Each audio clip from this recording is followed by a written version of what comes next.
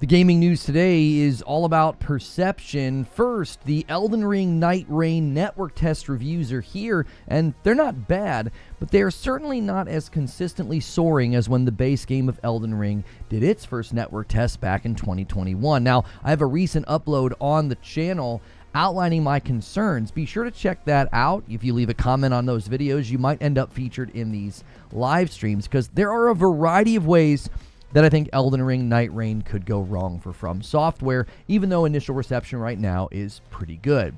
Second, Marvel Rivals has oddly seen some layoffs, but as the dust has settled on this story, it's not quite as alarming as initially thought.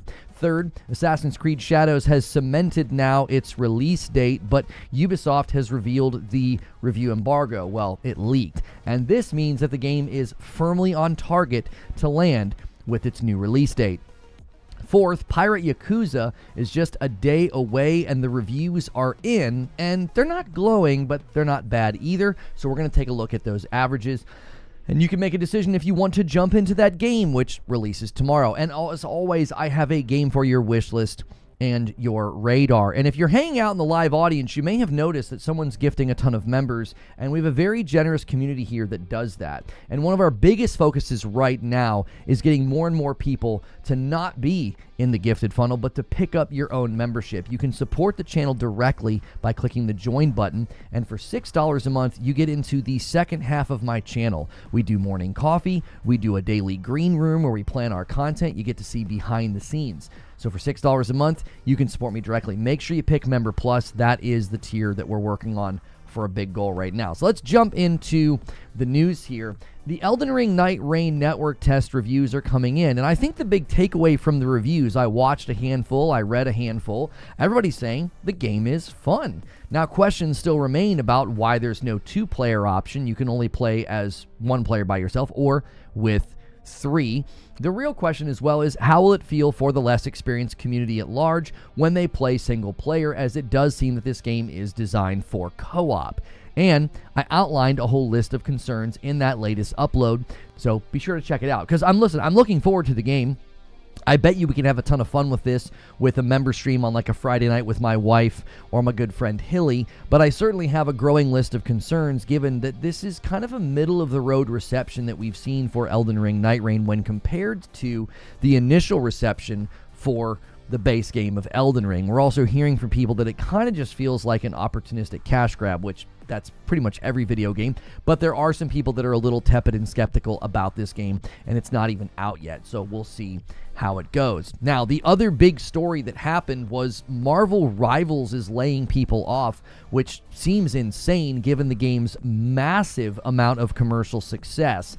However, the game director and his entire team being laid off as a headline, it's not quite representative of what happened, okay? This was not the game director of Marvel Rivals. They're not gutting entire teams, and they're not suddenly going to have a lack of support. This was a game director in Seattle and a team of 6 people. It appears that NetEase wanted to no longer have any support of team members in America. They seem to be bringing everything back home. So this small team, again, was laid off. Now, it's a bummer they were laid off, but this was not some big tectonic shift at the company that's going to harm Marvel Rivals. It also seemed this was more of a support role team. They were doing research and development. They were working on things like map design. And they obviously, I feel bad for the team to be working on such an enormous title only to get laid off. It was probably pretty surprising. But then I kind of checked on the team members. 3 of the 6 members, I looked at their LinkedIn accounts, and this seems pretty typical for their line of work.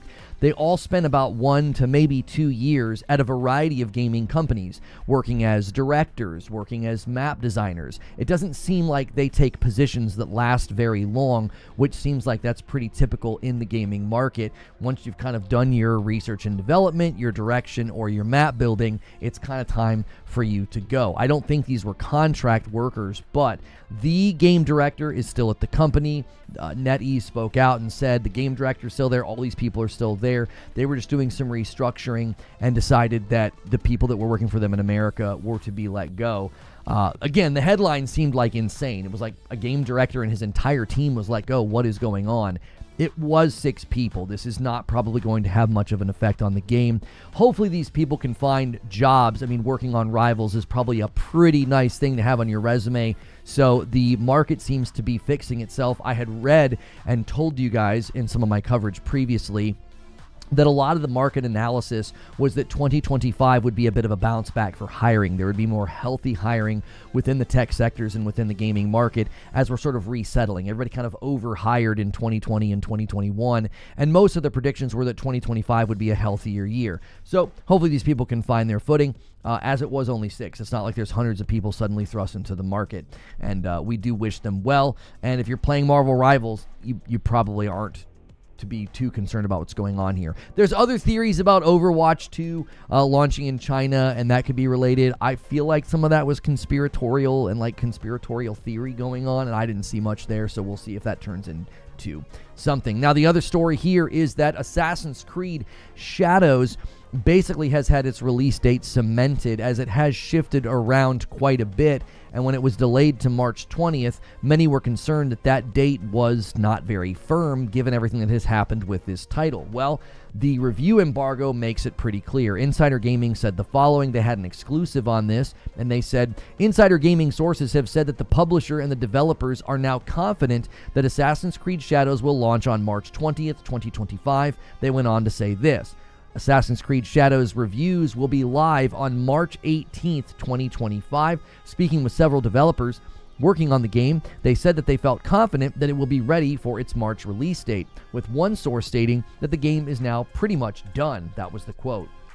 And when it comes to pre-orders, this is what Insider is reporting. At the time of writing, Shadows currently has around 300,000 pre-orders, said sources, and these are the same sources they're speaking to at the company, so these are inside sources saying they're at 300,000, and that is Odyssey's, it's behind Odyssey. Assassin's Creed Odyssey's day one player numbers were between 400 and 450,000, a gap of around 100 to 150,000 that needs to be made up in the next 4 weeks. Now, given its current rank in a lot of the pre-order lists that I saw, it's holding in most top 10 lists pretty much everywhere. That probably means the gap could be closed in the next 4 weeks. 100 to 150,000 people over a month pre-ordering this game doesn't seem that difficult to rally if they already have 300,000. That means it would be on pace to be the second most commercially successful Assassin's Creed game. So go woke, go sell a bunch of copies, I guess. The grifters are going to have to spin this just like they're trying to spin the commercial success of Kingdom Come Deliverance 2. Now, another thing that hit the news feeds was Pirate Yakuza has had its review embargo lifted. This game is coming out tomorrow. Now, this is one of the bigger names coming out this year, and the review embargo dropped again. It's basically getting an 80 everywhere, an 80, okay, 80%. That's a pretty solid score. We saw the same thing happen basically recently with Avowed. That's not a soaring, excellent Game of the Year score, but it certainly is not a bad score either. Metacritic and OpenCritic basically have the exact same score. Now, some of the reviews are calling this one of the best spin-offs of the series, while others are saying, you know, it's a good adventure game, but it's not a very good Yakuza game. So if you were planning on getting this, it sounds like it's landing in a fairly good spot, but maybe not quite as strong as Like a Dragon Infinite Wealth did last year. That one, I still contest, probably should have got a Game of the Year nomination, given the critical reception and its overall review score. And last but certainly not least, I have a game for your wish list and your radar, Karma: The Dark World. This game is coming to old and current gen PlayStation and Xbox consoles along with Steam, and it releases next month on March 27th. It is described as a, quote, first-person cinematic psychological thriller set in a dystopian world where the Leviathan Corporation is omnipresent. The time is 1984, the place is East Germany, and things are not quite what they seem.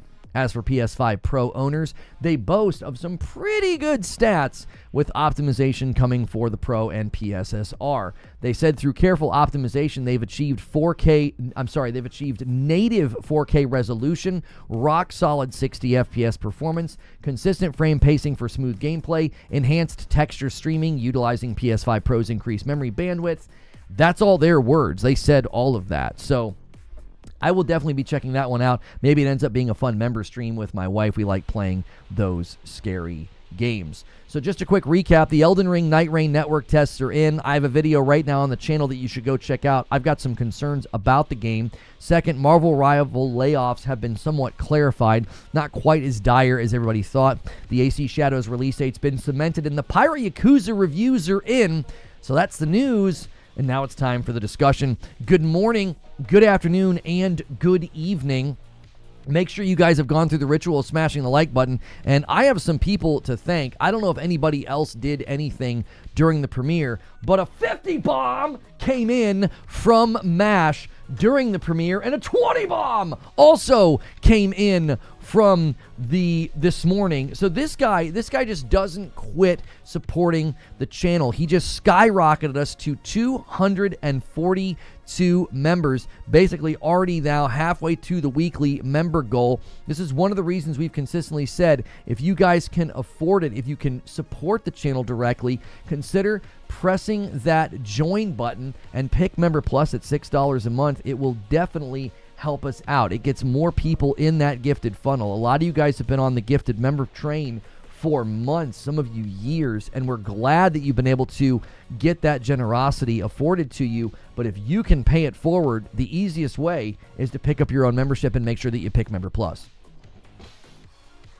Make sure you guys are also smashing that like button. There's well over 400 people here, so let's try to get 200 likes. And Dylan gifts a member and gets us going here. Once we get to 250, I'll just drop a 20 bomb on chat. We're right there on the doorstep at 250, and I'll just bless you guys with a 20 bomb. Elden Ring Night Reign considering big change based on fan feedback. Elden Ring could be what ODST was to Halo 3. I really enjoy the network test, and if you go look at the official Discord, half the feedback is just people asking for crossplay or two-player co-op. Yeah, they're considering two-player co-op. I'm telling you, I think the thing they're going to run into is they built a game around co-op, and I think tuning the fights is going to be really, really difficult. I do. Pirate Yakuza comes out Friday. It comes out tomorrow from everything I read, the 20th. Pirate Yakuza, and I'll go to the PlayStation Store here to confirm. I thought it was the 20th. Everything I looked up said the 20th. PlayStation Store says, oh, the 21st at midnight. Yeah, everything else said the 20th. That's kind of weird. Okay, well, yeah, Friday. My bad. Google had it wrong. That's kind of a weird release date. I guess Thursday's even more weird. Tuesdays and Fridays are your more common release dates. I probably should have caught that. That's my mistake. So yeah, I would imagine trying to add two-player is gonna be a difficult thing. You know, it's gonna be difficult because if you've tuned everything for 3-player and 1-player, like I said in the video, a 2-player version could just be way too easy or just way too hard, if that makes sense. That's always going to be one of the challenges for a game like that. It's like, well, if you make it too easy, people are just going to sit there and split aggro and make light work of the bosses, or the bosses will be so overtuned that it won't be fun to play with 2 players. So I think that's likely where they're sitting would be my guess. Is they're stuck between that dichotomous decision of like, well, how do we get this tuned? In general, I'm curious how a game like that's going to last long term for co-op play, because I just wonder if people are going to get burned out really quickly. They're going to be like, well, either I can't find people to play with, or in the case with the 2-player thing, if it doesn't have 2-player and the lack of crossplay, that can also really hurt your funnel. And a single gifted comes in from John Lepkowski, getting us ever closer to the halfway mark. I'm going to drop a 20 bomb on chat when we hit 250, and we're just 6 members away. Eugene says, what does a non-live service co-op game look like in 2025? Right. They're saying it's not going to be live service, and I don't necessarily think I'm advocating for live service in the video. I'm simply saying you could add bosses, weapons, modifiers, new things to make it fun and keep it fresh, but it doesn't seem like they want to charge for that, right? It doesn't seem like they want to charge for that. Well, I don't know what you would do with it then. Who cares about your co-op game 6 months from now if, number one, they can't play it 2-player, which I wouldn't be surprised if they get that 2-player update pushed out relatively quickly after release. Or like what Eugene's saying, what happens to Elden Ring Night Reign in 9 months, 10 months when they go to play and there's no cross-play and the member pool has dried up? Or, I'm sorry, the player pool has dried up. Monster Hunter does it. As far as like adding content, DK Bager sets up an easy dunker and gifts a member and gets us to 245 and then renews and gets us to 246. DK Bager with the double dip, getting us within 4 of 250. They're charging for that. It's DLC they have planned. Oh, there is going to be DLC. So they are going to add content and charge for it. Right. Like, to me, that's an ongoing game. Like, you can say you're not a live service game. I think lots of companies are going to start doing this. They're going to be like, we're not live service. Okay, are you adding content? Yes. Are you charging for it? Yes. Does it have online functionality and people play together? Yes. Okay, well, how is that not a live service game? If in 6 months you're selling content because you want people to come back and keep playing, how is that not live service? I think it's just become a stigma that maybe we need a new word. Maybe we need a new word. Maybe live service has just kind of become like, everybody just associates that with like cheapo, stupid battle passes. And we should be saying like, well, no, you can have ongoing content, and ongoing content doesn't necessitate this like FOMO battle pass, gotta play every week thing, but you're still adding content to the game so that people come back. Now, obviously, Horizon Forbidden West did 1 DLC. Elden Ring did 1 DLC. We wouldn't say those are live service games just because they added content. But I do think this seems a bit different. The game is built around playing with other people, which means there'll be matchmaking, and you have planned content in the future. I don't know how that doesn't fall somewhere on the Venn diagram of live service. It's like, that's an ongoing game. And you're not going to keep going if you're making good money off of it? Are you not going to keep making content? You're just going to stop? Why would you make this game if that's the plan? You're going to make this game and do 1 DLC and then that's it. You're done. It feels like Night Reign, FromSoft games in general do the old school way of adding content. They just drop DLC packs. I really wish COD would go back to that. Some comments on my video about Night Reign concerns. Voiceful Jake says, I spent $40 on way worse things. I'll buy it. I hope you enjoy it. I do. Mr. Multi-Platform says, it feels like this is FromSoft testing the Monster Hunter clone. I mean, maybe. I'll say maybe to that. Big FromSoft fan and member here, Ashen Hollow says, the more I think about it, the more excited I am. My issue with replaying Elden Ring was doing New Game Plus made the game feel significantly smaller, and starting a new game and trying a new build or weapon meant having to play to either mid or end game to get said weapon or spell. This is going to be like running the gauntlet that I loved doing for Souls games and Bloodborne, granted no intentional build craft, but if they do rogue elements right, which it seems like they are, I think I'll get a couple 100 hours out of this. Will RNG work against the community enjoyment, though? Like, I talked about that in the video. The FromSoft community really likes doing self-inflicted pain runs, challenge runs, etc. Is the RNG going to work against the community? Right? Reforge. That was Creature. Seems pretty close to a video I watched one time called Elden Ring Live Service. Yeah, I didn't want to like give myself flowers in the video, but I was like, Elden Ring Night Reign is eerily similar to what I said when I said that I felt like Elden Ring was going to have like an ongoing element to it, the way they built it and the way it was set up. I was like, they could easily do something ongoing with this game. Like easily. So in my mind, that could be what we were sensing back then. We were sensing like the beginnings of Night Reign, like when they were building Elden Ring and they were looking at the map and they were looking at the world. I mean, that could be the beginnings of some of these sparks of like, hey, we could do something with this ongoing. We could use these systems, you know. Guys, take a quick second and smash a like button. There's so many of you here. It was not saving your likes during the premiere, so always double check that. Eugene says, it's Souls combat being used in something else. This is not a Souls game. I would argue it's a regression, says Eugene, because Souls games are built around massive maze-like dungeons and areas. And not just that, it's around builds. You have your builds. You have your things you like to do. Ashton says it's a possibility, but so long as the weapons and the buffs feel worthwhile, I think the fans will adapt. I'm wondering if streamers will vibe with it, though. Right? Streamers and fans, they like everybody to be doing like naked no-hit runs, and the minute you're not doing that, you're boring. You know? So to me, it's like, okay, well, if you can't do that, in this game, then you might have some people just walk away.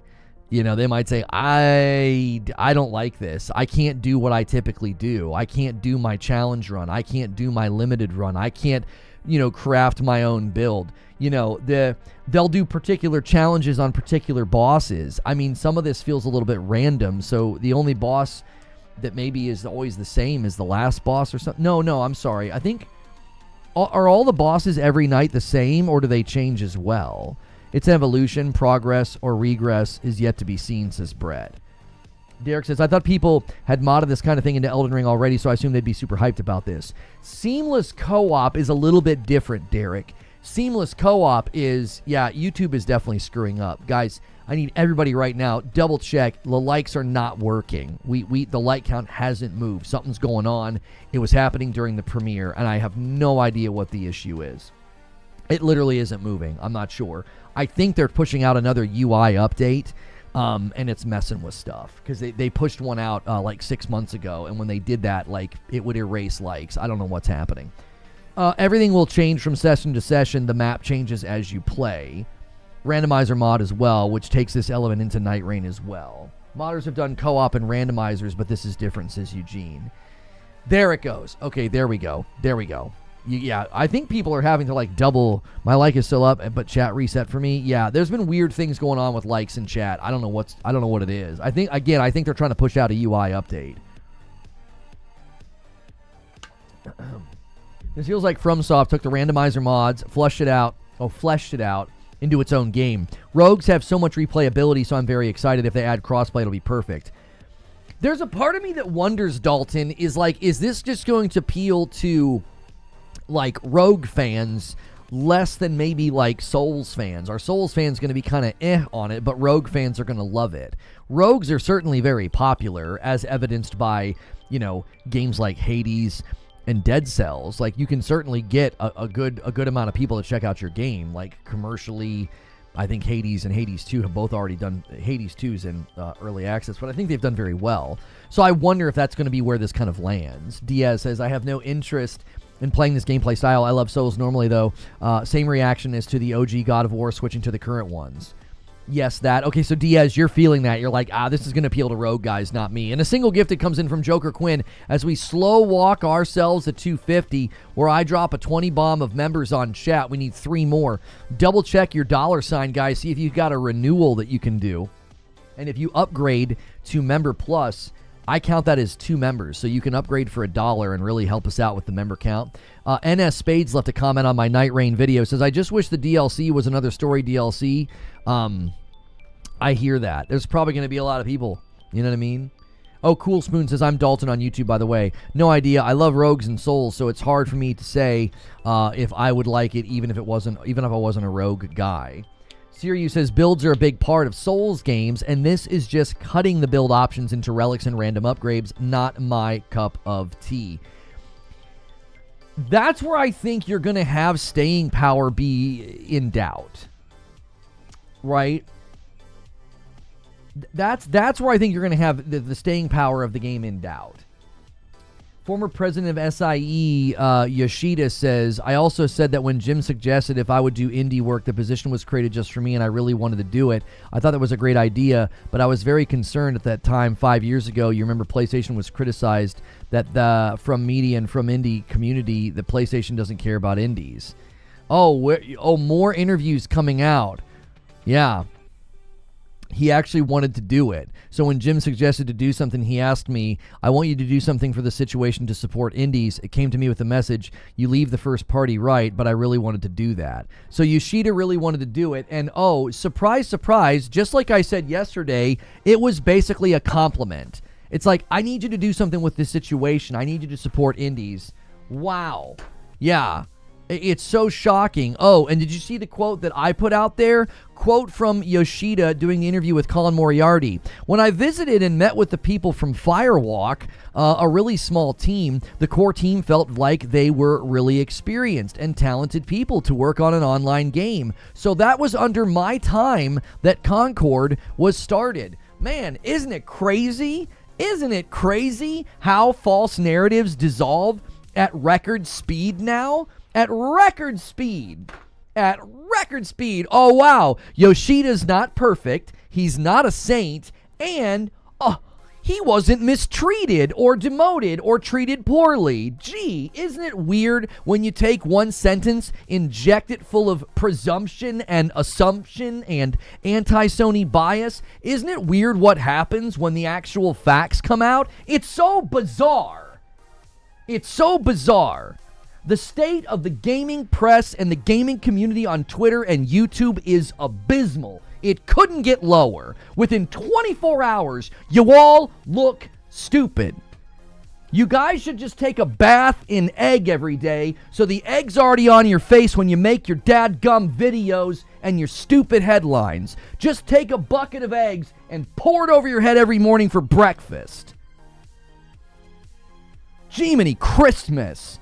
24 hours. It didn't even take a week. I told you guys yesterday, I was like, there is no way. There's no way this one sentence means what everybody's making it mean. Some of these guys swim in a pool of eggs every day. Just change your names to Egg on My Face Gaming News. You get it wrong all of the time, so consistently. At the current price of eggs, it's really unfortunate that the cost of eggs ruins my rant just a little bit, because that was a good rant. It was a good rant. And the stupid cost of eggs.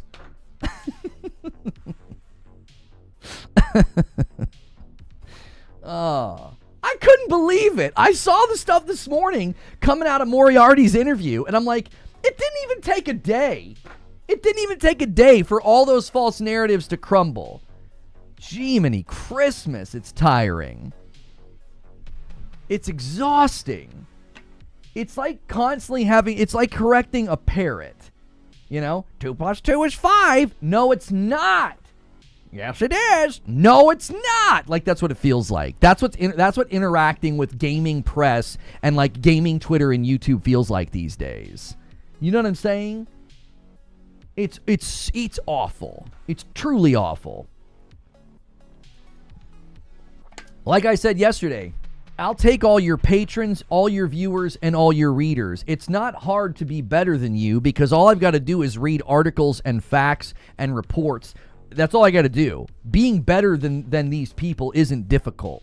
I could do it with my hands tied behind my back. All I got to do is read articles. All I got to do is read reports and facts. It's easy. Jiminy Christmas. No need to rewrite. No need to apologize or rewrite. We'll just stick a footnote at the bottom. None of these people will do retractions.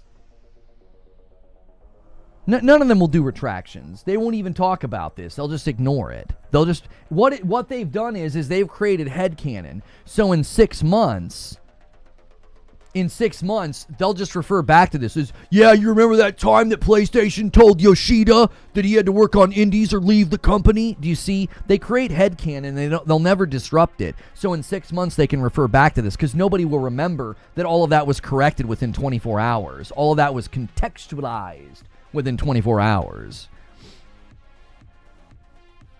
What false narratives? I don't know. I didn't watch your morning vid. Oh, my morning vid was about Nightreign concerns, and we've got some comments here. One from Mad Sekiro. In my opinion, this game, even if it is far from the Elden Ring, the original Elden Ring, will still be the most ambitious roguelike ever created. I bet Rogue fans like it more than Souls fans. I stand by that. I think that this game's going to appeal to Rogue fans more than Souls fans.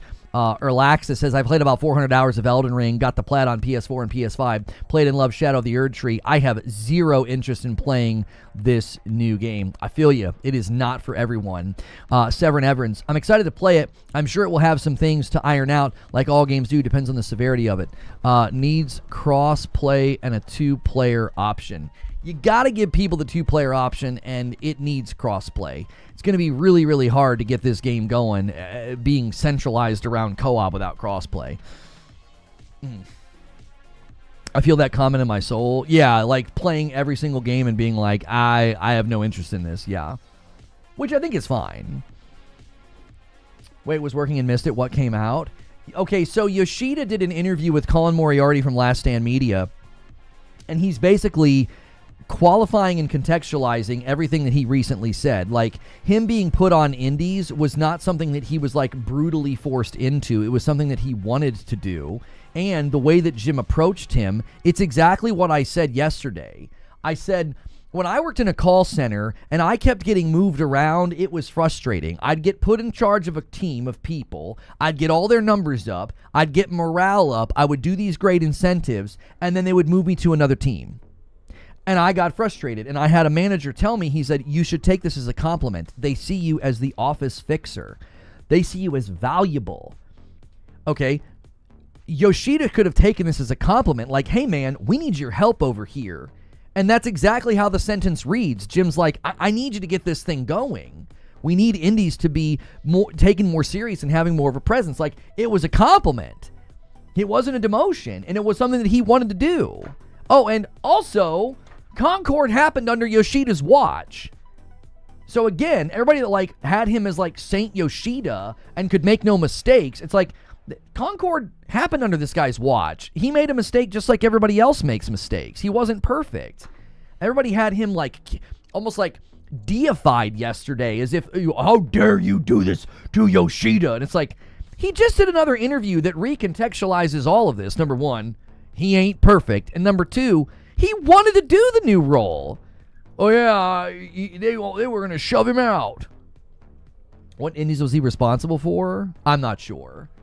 He has, I don't know if I've seen the full scope of the interview. The interview is behind a paywall. So if you want to listen to it, support Sacred Symbols Patreon. They do good work. Zubair says, we need to lean into it. He was told he needed to take over the new secret exclusives department, and he refused, and he ended up in the indies as punishment. You can tell who didn't play Horizon Forbidden West because they're still CEO worshipping. I'm not sure what you mean by that. We will spend hours now over the next few years addressing this asinine regarding Yoshida. Of course. Because they create false headcanon, because that's what liars do. They just create false narratives, and that's how you make your money. You convince everybody that something terrible is going on, and then you have to keep talking about that something terrible as if it's still going on. So you can never truly be free of the false narrative. It's like, well, you just have to maintain it. So anything that happens, they're going to continue to harken back to Jim Ryan was a failure, and what they did to Yoshida was terrible. And it's like, oh, there's an entire quest and tribe around a group that worships CEOs.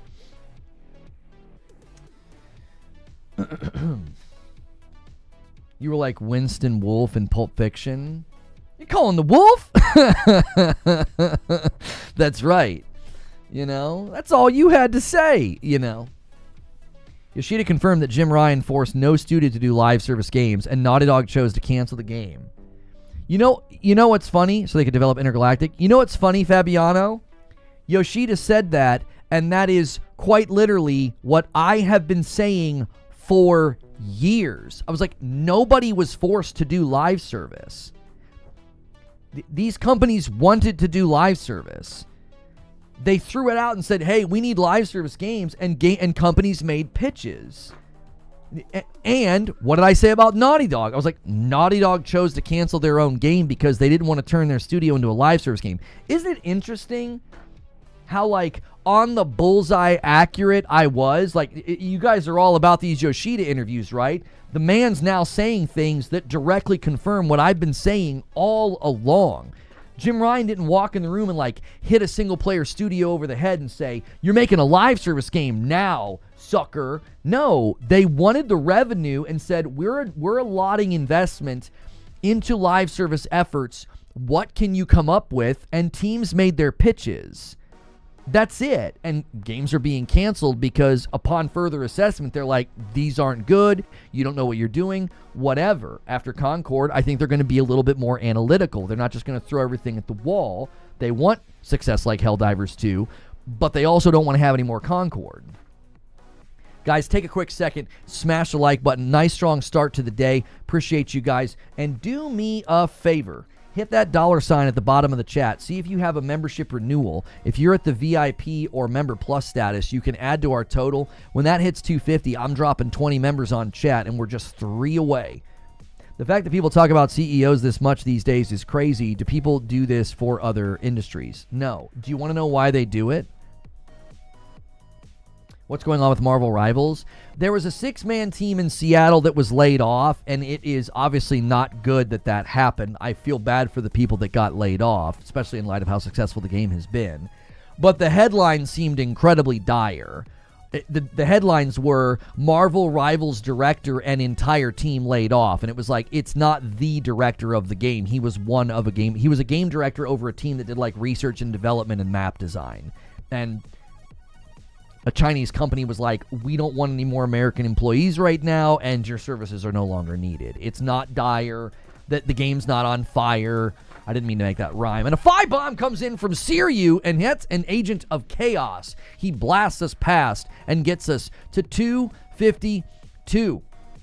Now is a great time to be here. Now is a great time to smash the like button and to chat. It increases your odds of getting a membership. And the like count is doing that weird thing again, guys. So you're always going to have to double and triple check that it's saving your likes, because I ask for them and it doesn't move. So I think that's it's still glitching.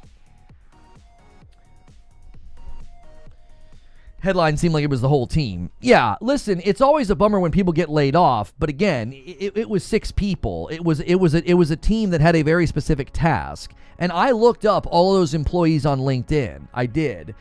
Almost all of them, well, not almost all of them, 3 of them. I didn't look at all 6. 3 of them, they're always at a company for 1 to 2 years building maps or doing direction, and then they leave. Like, I don't think their positions are long tail positions. I didn't have the super chat goal set. I am sorry. Street Shadow says, I know friends who work on Yoshida's team at the moment.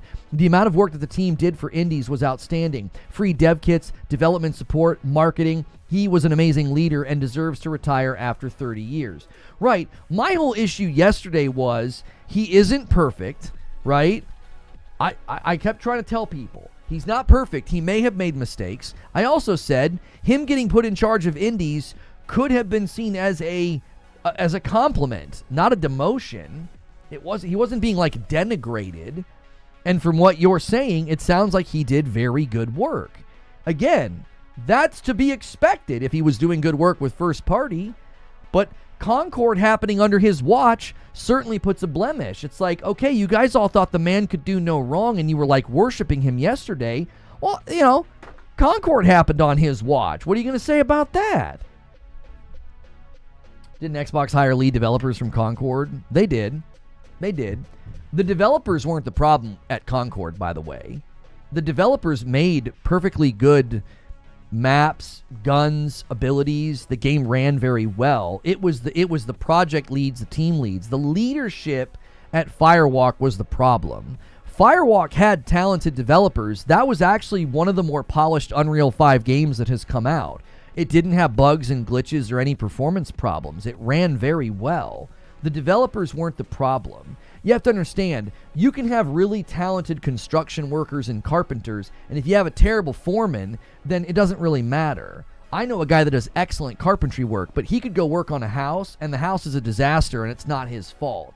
All of his trim work could be immaculate, and it ain't gonna matter if the dadgum house is falling over. Does that make sense?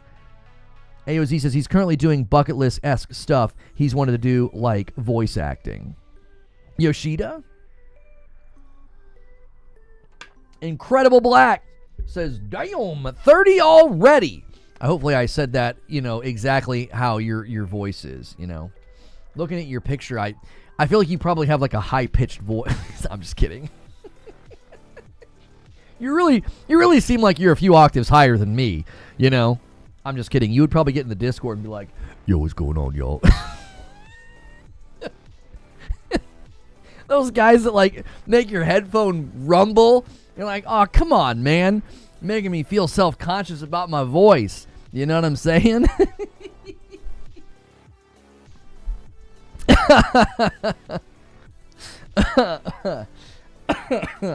He's retiring from SIE.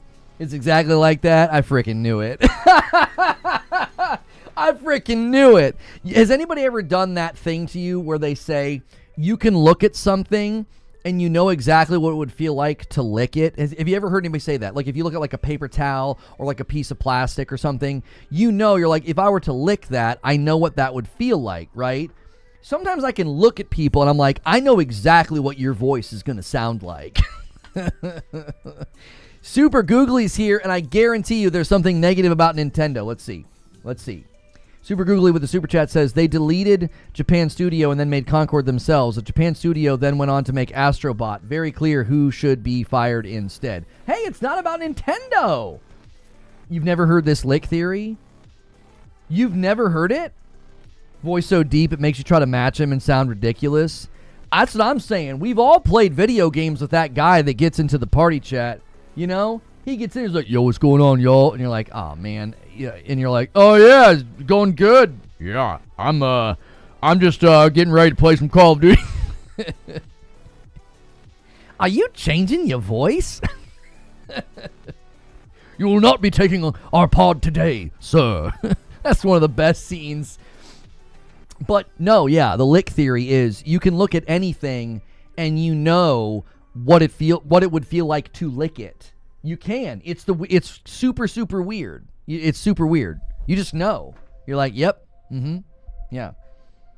Now, I bet you could weave that in as a pickup line or like with your girlfriend or your significant other. I think we could shop this. I think you could use it. I think you could.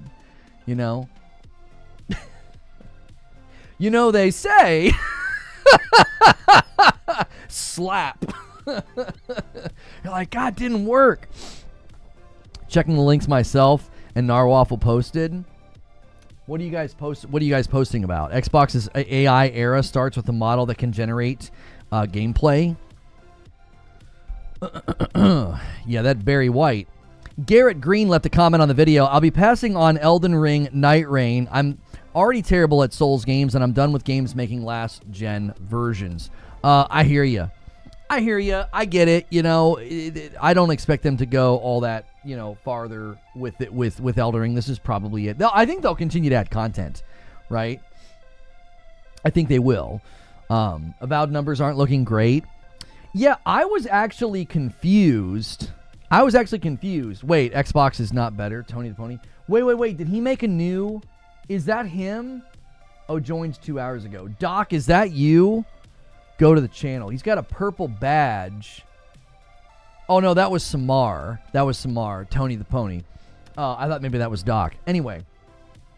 I was super confused. I thought that based on the sales charts on Steam, I thought Avowed was going to have way more people playing. But people told me, they said, no, Final Fantasy 16 was at the top of the charts the day it came out as well, and it didn't do all that great either with player number count. So I saw Avowed charting, and I was like, yo, Avowed's kind of doing something over there. That's pretty impressive. And the numbers haven't been they've not been bad, but they certainly have not been as strong as I expected them. They don't even have like 3,000 reviews yet on Steam. I thought that thing was kind of exploding. People misread those sales charts all the time. Same with the PS5 store lists. I just assumed when something was up there, it took a lot to get there. You know what I mean? Why would anyone who has Game Pass opt to buy anything at full price? There's a big Steam user base, Illuminati. I mean, there's a giant Steam user base that isn't interested in using other launchers. We talk about this all the time. Why would you do another launcher? Why would PlayStation do another launcher? People hate other launchers. Well, that's a big user base that would be like, they would rather buy Avowed as opposed to using, the Xbox Game app or Game Pass or something like that. It's a snapshot of a moment, says Eugene. It's not a large range of time. Yeah, but like if it stays there over time, I think that's probably what we should have been looking for. Like AC Shadows has been at the top of the PlayStation pre-orders for like weeks, and that makes sense as to why it's now within like 100,000 of AC Odyssey in the same window of time. Like it's catching up with the second most commercially successful Assassin's Creed, and because it's up there consistently. Like, it'll be interesting to see if, like, Days Gone stays up there, right? We saw Days Gone in the top 10 pre-orders on PlayStation. Well, the question would be, is it staying there? Street Shadow says, Lono, do we think news outlets or gaming channels will report on the new Yoshida interview or ignore it to fit the narrative? They'll ignore it, Street Shadow. Liars can't stop lying. The only way you can stop lying is to become a truth teller. So unless these people suddenly do a complete brand 180 and they start grounding their content in truth, they'll just ignore it and they'll move on to the next thing. They'll talk about me before they'll make a correction. A lot of these channels, Street Shadow, they'll put me in their content and be like, look at this pony yelling and blaming Yoshida for Concord or something like that. Like, they'll never admit that, wow, we got this one wrong. You know what I mean? TaylorMade with 33 months. Always big love. Appreciate you, my man. Thank you very, very much. 254. That member count just keeps moving every week. You guys are the absolute best, especially when you guys do the member pluses and the VIPs, man. That supports the channel directly. I really do appreciate that.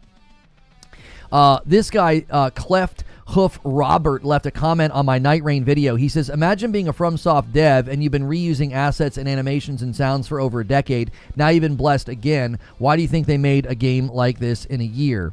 It's the same old FromSoft flaws. Would it be the downfall of the company? Time to make new stuff. I agree. I think it's time to make new stuff. I think it's time to, oops, something went wrong. Oh, he must have deleted his comment or edited his comment. Great video, says Tremolo, and good talking points. Looking forward to this project on release. I think it has potential, but I also think there's a lot of things that could go wrong for it. Good morning, Feed. Good to see you in the chat. That's why they keep releasing on last gen. Very little innovation.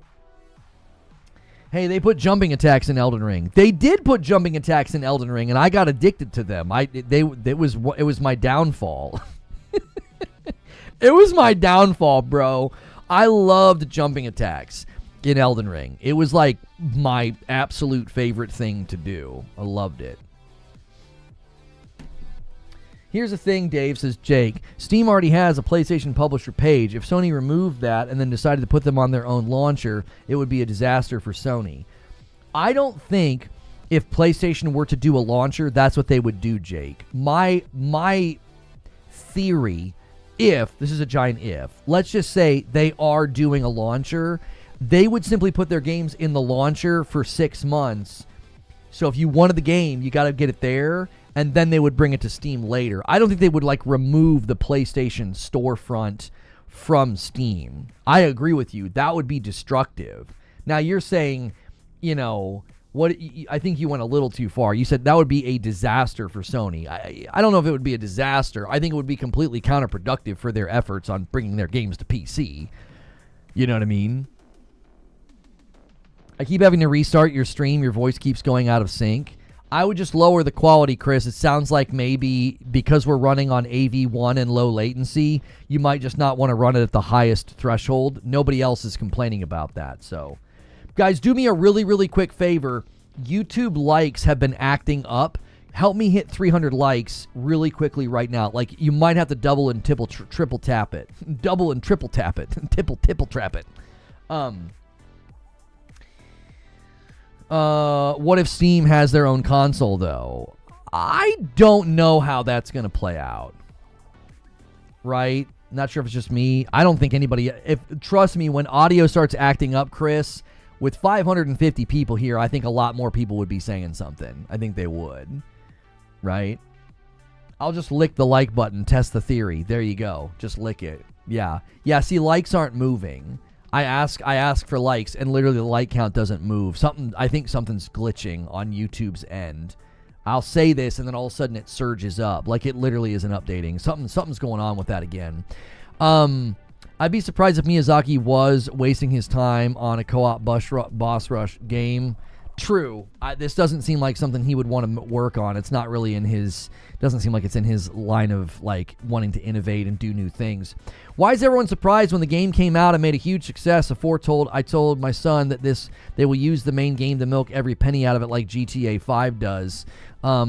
It feels very not FromSoftware to do that. I think that's why some people are shocked. Yeah, there it goes, 272. Yeah. Let's try to hit 300 likes. I'm serious. It's super weird. Like, historically, I'm like, hey, guys, let's get some likes. And it's usually like 10 or 20 will hit. And lately, I'll say it, and it goes up by, like, a single like. And I'm like, what the frick is going on? It's YouTube. Cooking Kung Fu said, friends, co-op? Listen, I'm just going to play solo. Happy for more Elden Ring.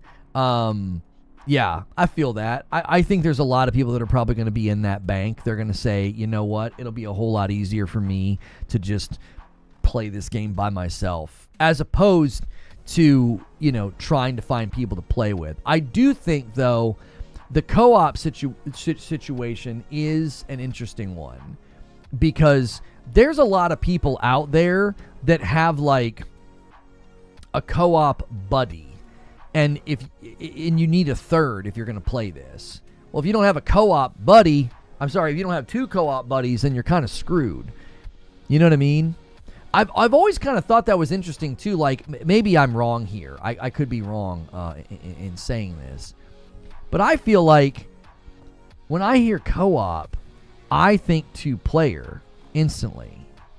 Maybe that's just because that's been my experience with co-op. I was like, oh, co-op, two-player. I can play two-player. You know what I mean? That's probably because that's commonly how I've engaged with co-op, is with one other person. So, to me, it is weird that they announce a co-op game and they're like, yeah, why wouldn't you start with two-player? Alex with the $5 super chat says, I got the dock for the Steam Deck and playing Left 4 Dead 2 with the DualSense controller. This feels so unnatural or alien, but it feels good. I would love to have a Steam console. One of you asked me about a Steam console like just a moment ago. I don't really know what PlayStation's response would be to that. I don't know what they would do. Destiny co-op was 3 players. Yeah, but you could still run things with 2. They didn't like stop you from doing something with 2 people. What's your opinion on Tides of Annihilation? Could it be a top 5 game? I think Tides of Annihilation and Expedition 33 are going to make it really, really tough on some of the bigger titles. I think those games are going to kind of come out of nowhere and break hearts. I think Expedition 33 is Game of the Year material. I think Tides of Annihilation could be very similar. Tides of Annihilation kind of looks like Stellar Blade and Elden Ring thrown into a blender. I think it'll do very well. Mile High with 34 months of members says, how about a double dark bundle on the coffee order? Some of us know the power of the dark side. Well, thank you for renewing your VIP. And 255, that's exactly 20 members from the next milestone of 275. We'll see if anybody takes the bait and drops the 20 bomb. And there it is. Somebody ordered some coffee. Mile High ordered 2 bags of dark roast, and he's going to go ahead and gift a member as well, and he makes that 20 bomb an Agents of Chaos if it happens. Thank you so much. Yeah, I should probably put the coffee up in the frame. This is what he ordered. He ordered the dark roast. If you're a coffee drinker, this is a great way to support the channel. You're already buying coffee, so you can give mine a try. It's basically like supporting a small business. My wife and kiddos bag it up and ship it to you. You got tear and reseal bags, but the balanced acidity makes it very drinkable, very low on bitterness, and people really like it. So if you're a coffee drinker, you can go to reforgeroast.com, and that does support me here. That's not a sponsor. That's something I've invested in. That's something here in the home that we ship to you guys. And a $5 super chat tip from Mile High. He says, I'm doing all of the things. Everybody should be like Mile High. Renew your membership, gift a membership, do a super chat, order some coffee. Just go for it. Go for the trifecta. My only complaint about Night Reign is the day cycle is so short. Fast-paced against the clock doesn't suit or fit a Souls game. Jason, I think that's another thing that's going to grate against people's opinion of it. They're going to feel like, man, why are you making me have... I got to rush. Like, that was one of the things that came up in some of the reviews of the Night Reign network test, was that having to go quickly can really, really work against what people typically like in these games. We got a game here that Sven just put on my radar coming from developer Chief Rebel. Chief Rebel helped, it looks like, on Hyperlight Breaker, Remnant 2. Wait, are these all of their games? For real? Oh, Arc Games. Whoops, I clicked on the publisher. I meant to click on the developer. The publisher has done all those games I just listed. Yeah, I can't get the developer a list of games they've developed. I can only get a list of games that Arc has published. Arc's published quite a bit. But this game is called Fellowship, and it is an RPG online co-op PvE party-based RPG, MMORPG, dungeon crawler. That's a lot. It's a lot of things. It's a multiplayer online dungeon adventure set in exciting fantasy. Oh, this is the one that they said is an MMO, but they're calling it a MODA, an MODA, a multiplayer online dungeon adventure. Yeah, it looks a little... it looks a teeny bit mobile game-esque. It just has that, like, Unreal game vibe. Let me see if I can get you guys some gameplay. Yeah, there we go. It just kind of has that, like... Yeah. I'm not seeing anything here that would draw me in, but, you know, more power to them and more power to the people that enjoy it. That just feels like a mobile MOBA. Or, I'm sorry, a mobile MMO. Time limit for Souls games absolutely does not fit for Souls, regardless if it's like sort of a fast-paced genre.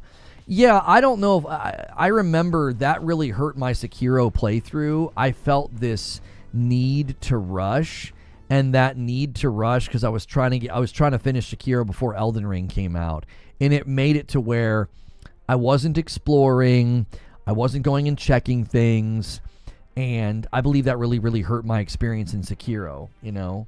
It looks like they took WoW dungeons and made them its own game. It looks like WoW. Yeah, it does kind of look like WoW as well. As soon as I see that art style, that camera angle, and that style of gameplay, I just check out.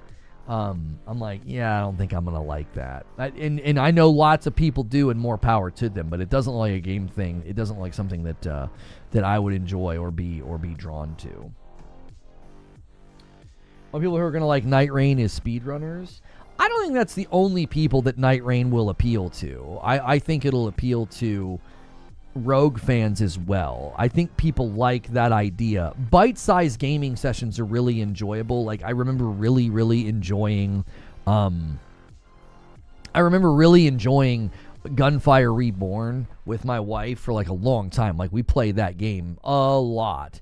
And, that's one of the reasons why I liked it so much, was that we could kind of sit down and have that almost like Borderlands gameplay session, but in sort of like a bite-sized experience.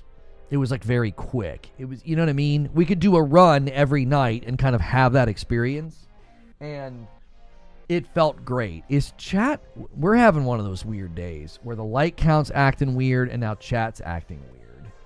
Like, the only person talking is Jason Smith. Did 500 people suddenly... Good golly, what's going on?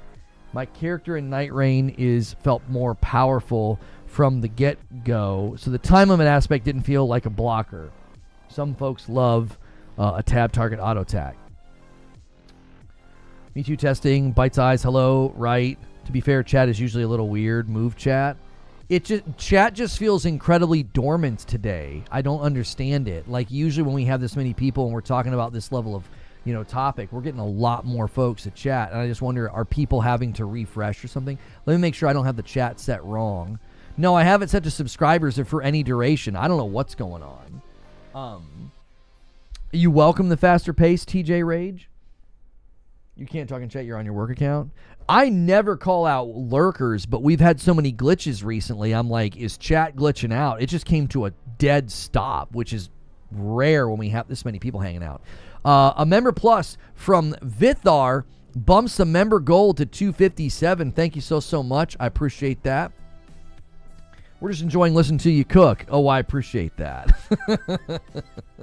I run out of gas, though. Chat's not saying anything. I'm like, Night Reign is basically Miyazaki allowing other FromSoft employees a chance to direct smaller games without risk. I don't disagree that his stamp of approval is pretty significant. Like, I feel like it's probably going to be a good game and probably, do well. Like, I think people will enjoy it. I just wonder what longevity is going to look like. Detonator says, moving the chat and renews their membership 41 months. And they're on a VIP, bumps the line to 258. Thank you so much, Detonator. I'm here just not talking. Okay. As long as the chat's not glitching, I don't care. You guys are always allowed to lurk. Lurkers are the lifeblood of a live stream. Any fast-paced rogue like that can work. I just think as a Souls game, it doesn't work. A lot of people have said it doesn't feel like a Souls game. It feels like a rogue game with Souls combat. That's been the secret Discord group switched to you now. What do you mean? I think that's probably well stated, though. That, like, it's more of a rogue game with Souls combat than like a Souls game. System Shock is definitely worth a look. Just remember to have a notepad while you play. There are a fair few codes. Earl, who are you talking to? A 2-spot from Death Knight. Nice to be here. Love your show. My third day. Well, listen, Death Knight, I'm happy to see you with a white badge and contributing not just to the conversation, but being kind enough to send me a tip like that. Thank you very much.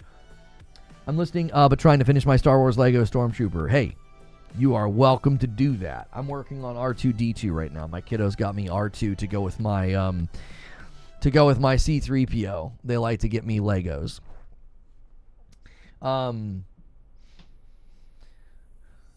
I would rather the PlayStation Portal or the Vita 2 to utilize Extra and Premium instead of a launcher.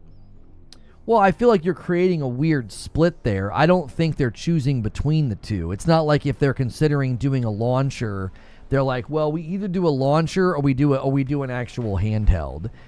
I have it on pretty good authority that they are doing some type of a handheld, and it's likely related to a breakthrough with PSSR. I like the show. I listen to you every afternoon at work. Great vid, gaming news. Thank you very much, The Shape. I appreciate that. If you guys are enjoying the content, a great way to help more people get in here, is to hit that like button. It helps the video. It really, really does. So thank you so much, everybody who's already done that. And if you really want to support directly, a great way to support directly is to hit that join button and then make sure that you hit Member Plus. And then you can get into the second half of this channel. We end every day in the green room. And we greatly appreciate all of you that contribute to that as well. And we enjoy hanging out with you at the end of every day. It's not a typical Souls game, but combat is the same, and the general idea of Souls is the same, but you basically need to level up and get better equipment, but when fighting a boss against the clock, it doesn't work.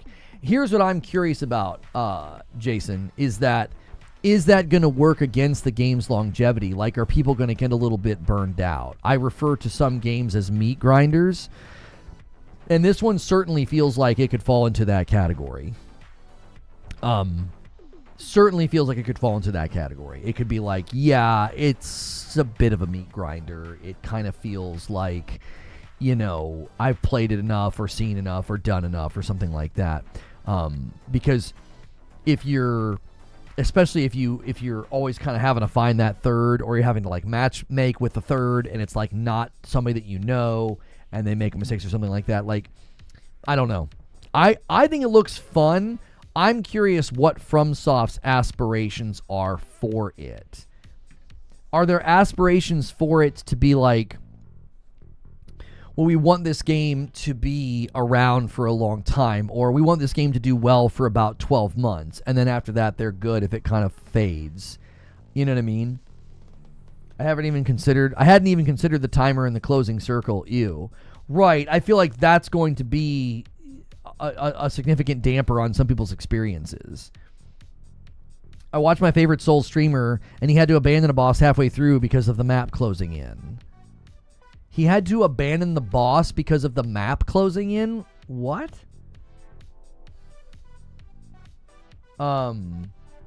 Interesting. I don't know. I didn't think that was the way that was supposed to work in the boss fight itself. I thought once you were in the fight, you were in the fight. I must have misunderstood how the map shrinks. I thought the map shrunk at different points, but when you were in that fight, that's kind of like the end of that thing. You, Madam and Hilly, yeah, we're definitely going to do a Night Reign for sure.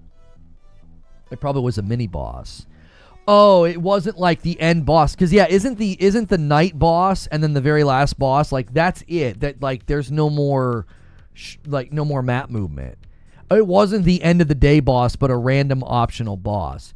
Oh, that's kind of a bummer. So they got, if you get invested in an optional boss and you're about to kill them or something, but then the map closes, you got to like boogie. Yeah, that could be kind of frustrating. I could see that. See, again, this feels like something that the Souls community will think, oh, that's not that bad or fun during a technical test, but like long term, that feels like the kind of thing that's going to make them stop playing. Like, I don't like this. It feels like my interpretation of the Souls community on YouTube and Twitch streams is they love to go fight this boss or this encounter, and they self-inflict challenges. That tends to be what they do. This seems like that's going to be difficult to do. You have to choose to fight or not. It's anxiety-inducing. I wonder, though, if that emotional impact fades with time and just starts to become an annoyance. You know? It'll be interesting to see how this game fares long term. I think opening week, opening day, people are going to be excited and have a good time. I'm curious about the staying power. I'm curious if it'll age like a fine wine, or, you know, age a little bit like milk. Like, yeah, in a month people will say, yeah, I've had enough. I don't...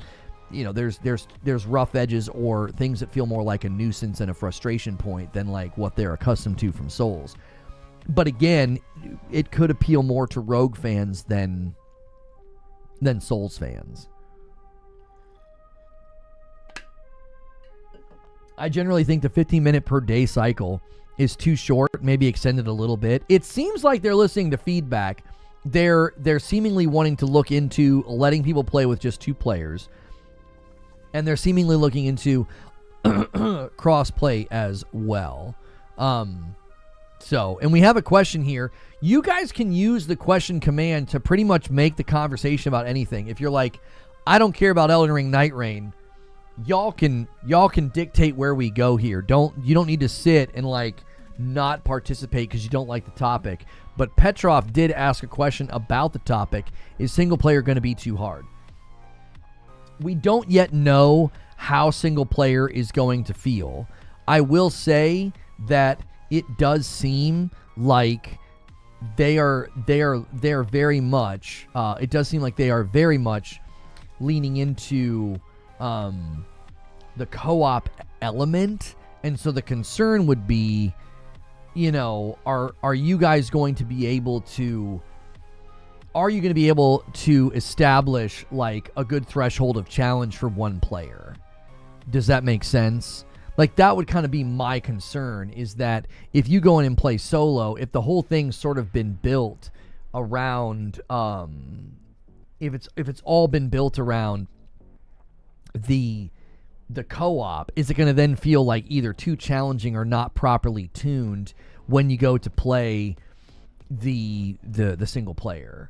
Does that make sense? Like, I'm not saying that that's what's going to happen, but I'm definitely curious about what it's going to feel like solo. It's not a solo game, though. but they allow you to play solo. So is it not at all tuned for solo play?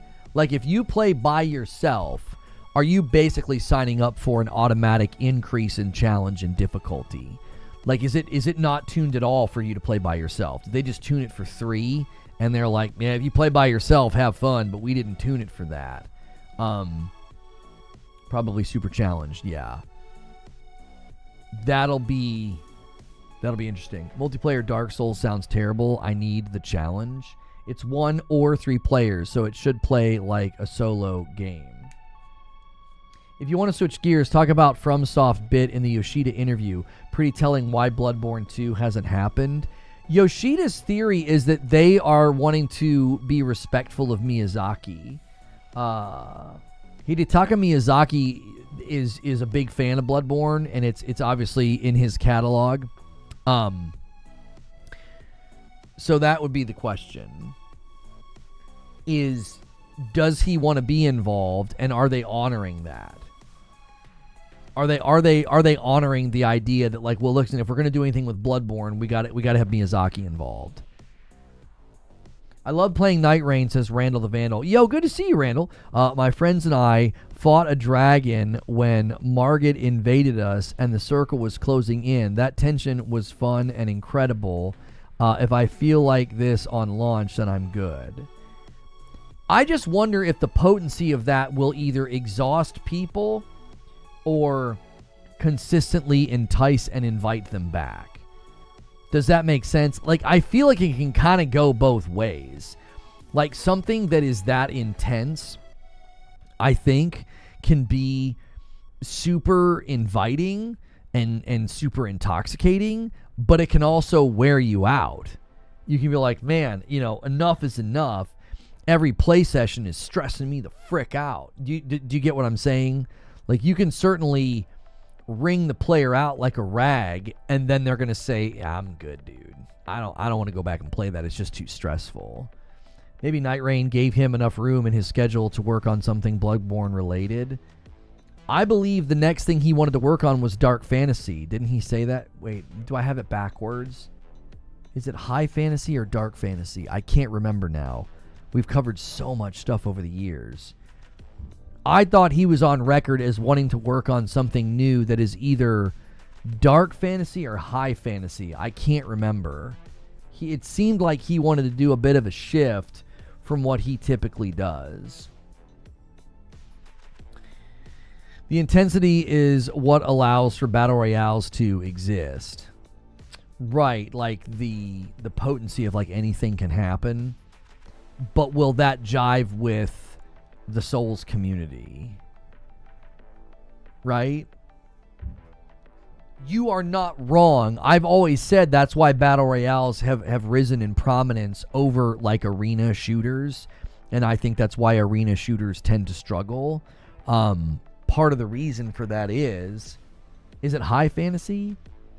What would High Fantasy be?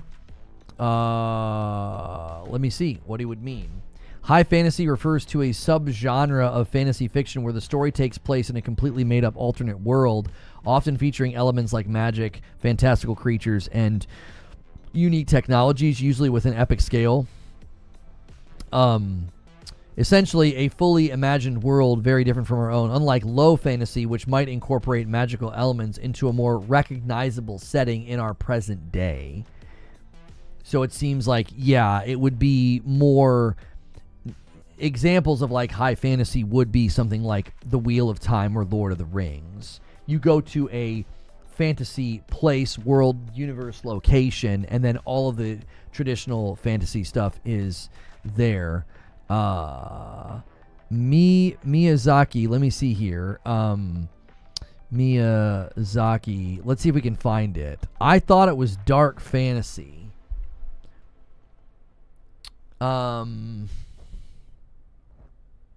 Stop making Dark Fantasy. Yeah, I think it's High Fantasy. I think he considers most of what he's worked on Hidetaka Miyazaki. If you don't put that in, you might not find him. I thought there was a leak or something where Yeah, in June of 2024, he was in the process of making his ideal fantasy RPG. He's still in the process. Elden Ring is not quite it. It's getting close. Yeah, so the next thing he wants to do is his ideal fantasy, and I thought there was a leak that said he wanted to do something that's like high fantasy and not dark, maybe? I'm having a hard time remembering now. He basically said he hasn't hit his goal yet. Even after Elden Ring, he wants to push it even further. He's not even in his prime. I mean, I don't think Tolkien wrote The Lord of the Rings like in his mid-40s, so I don't know how old Miyazaki is, but keep going, man. There's no reason to stop. I mean, unless he wants to. I heard the game won't have microtransactions or battle passes. What is going to keep people playing the game after the first couple of months? They apparently, Raiden, have plans DLC.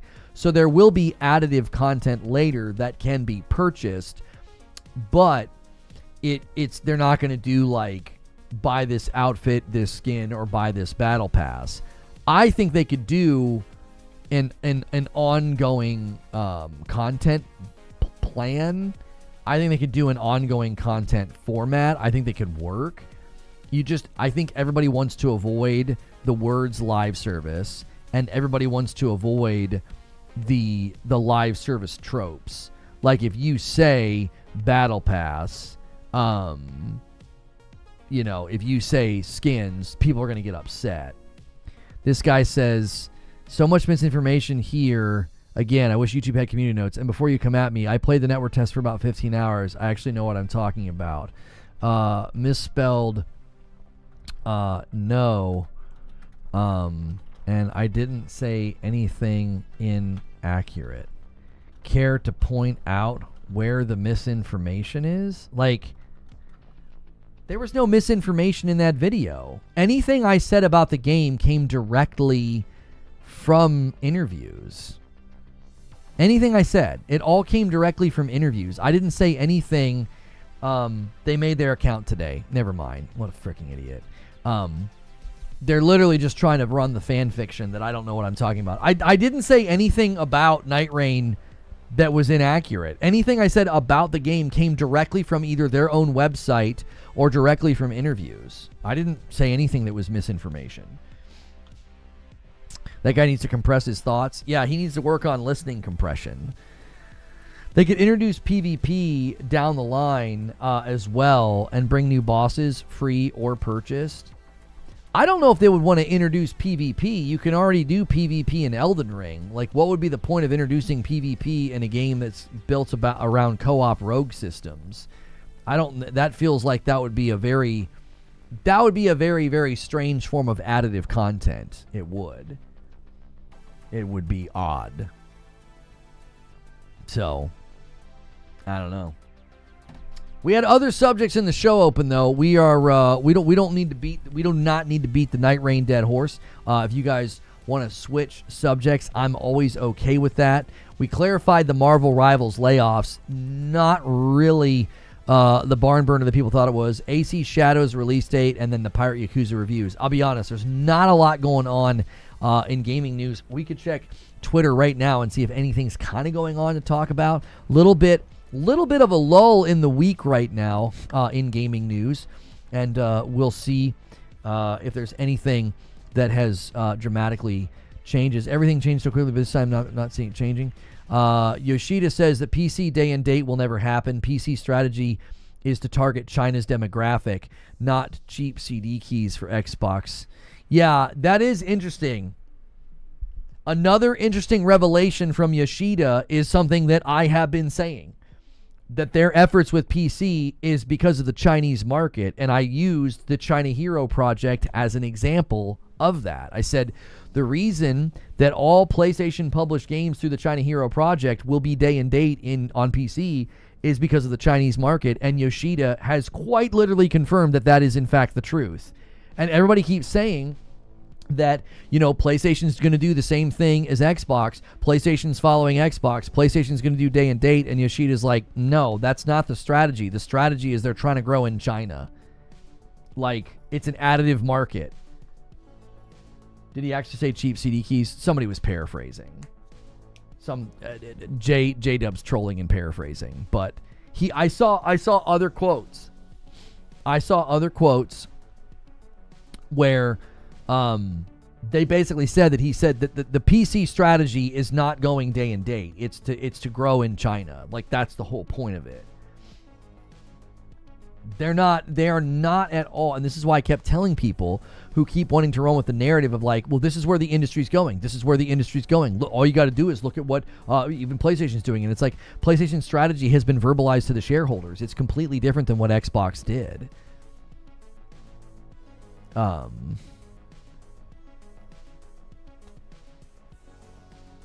Chosen Lono mentioned it yesterday. What did I mention yesterday? I'm trying to read back up here. Sony is reportedly having internal discussions about holding a PlayStation showcase this summer. Yeah. Jeff Grubb said they're leaning towards doing a showcase, and it wouldn't surprise me if they do a showcase because they haven't done one since 2023. And when they did one in 2023, they spent the final 20 minutes of it just talking about Spider-Man 2. And I would imagine they will. I would imagine they would do that again this year, and then they'll give 20 minutes to like Yote.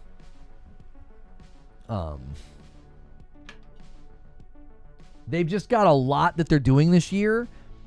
With Lost Soul aside, is going to be one of the first and bigger China Hero Project games. Ghost of Yote and Death Stranding 2. I think you kind of need a showcase if you're going to give those games their due time.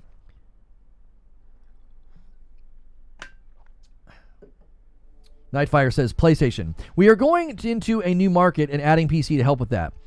Game Press. PlayStation is doing the same thing as Xbox. The disconnect from reality that the gaming press has is astounding. Well, I said this yesterday that this is what it feels like to me. I feel like a lot of the gaming press, gaming press, they are very indebted to, interwoven to, and in the pocket of Microsoft. Microsoft's a big company. Their events are, very, very fun to go to. Being included's nice. Getting flown out to events. Getting these interviews.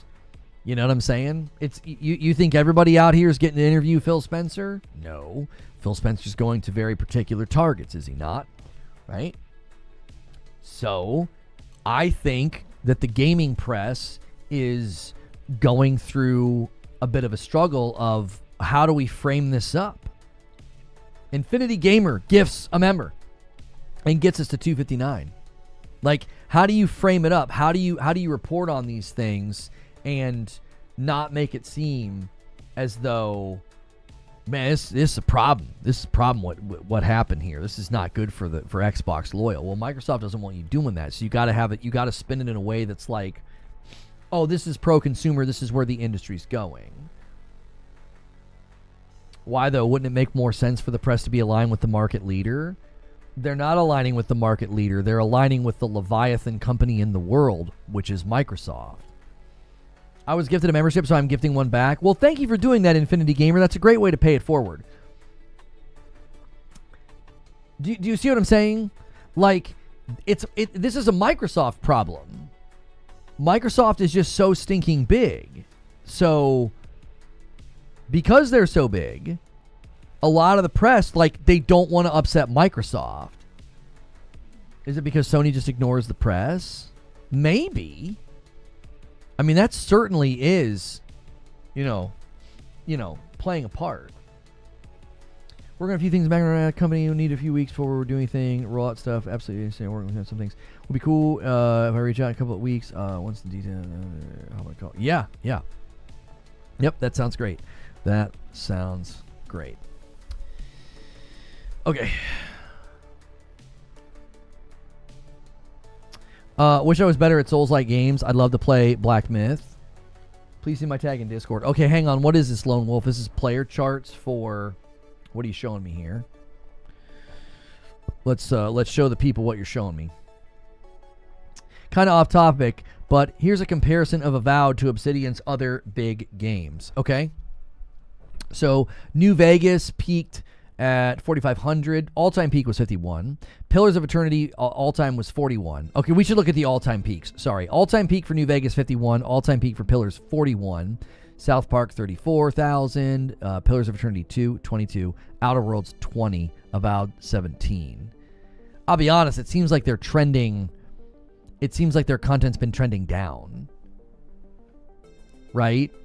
New Vegas and Pillars hit the bigger all-time peaks, and then Pillars 2 was lower, Outer Worlds was lower, and then now Avowed even lower. Like, this seems like a trajectory of, I don't know. That could be a trajectory of disinterest.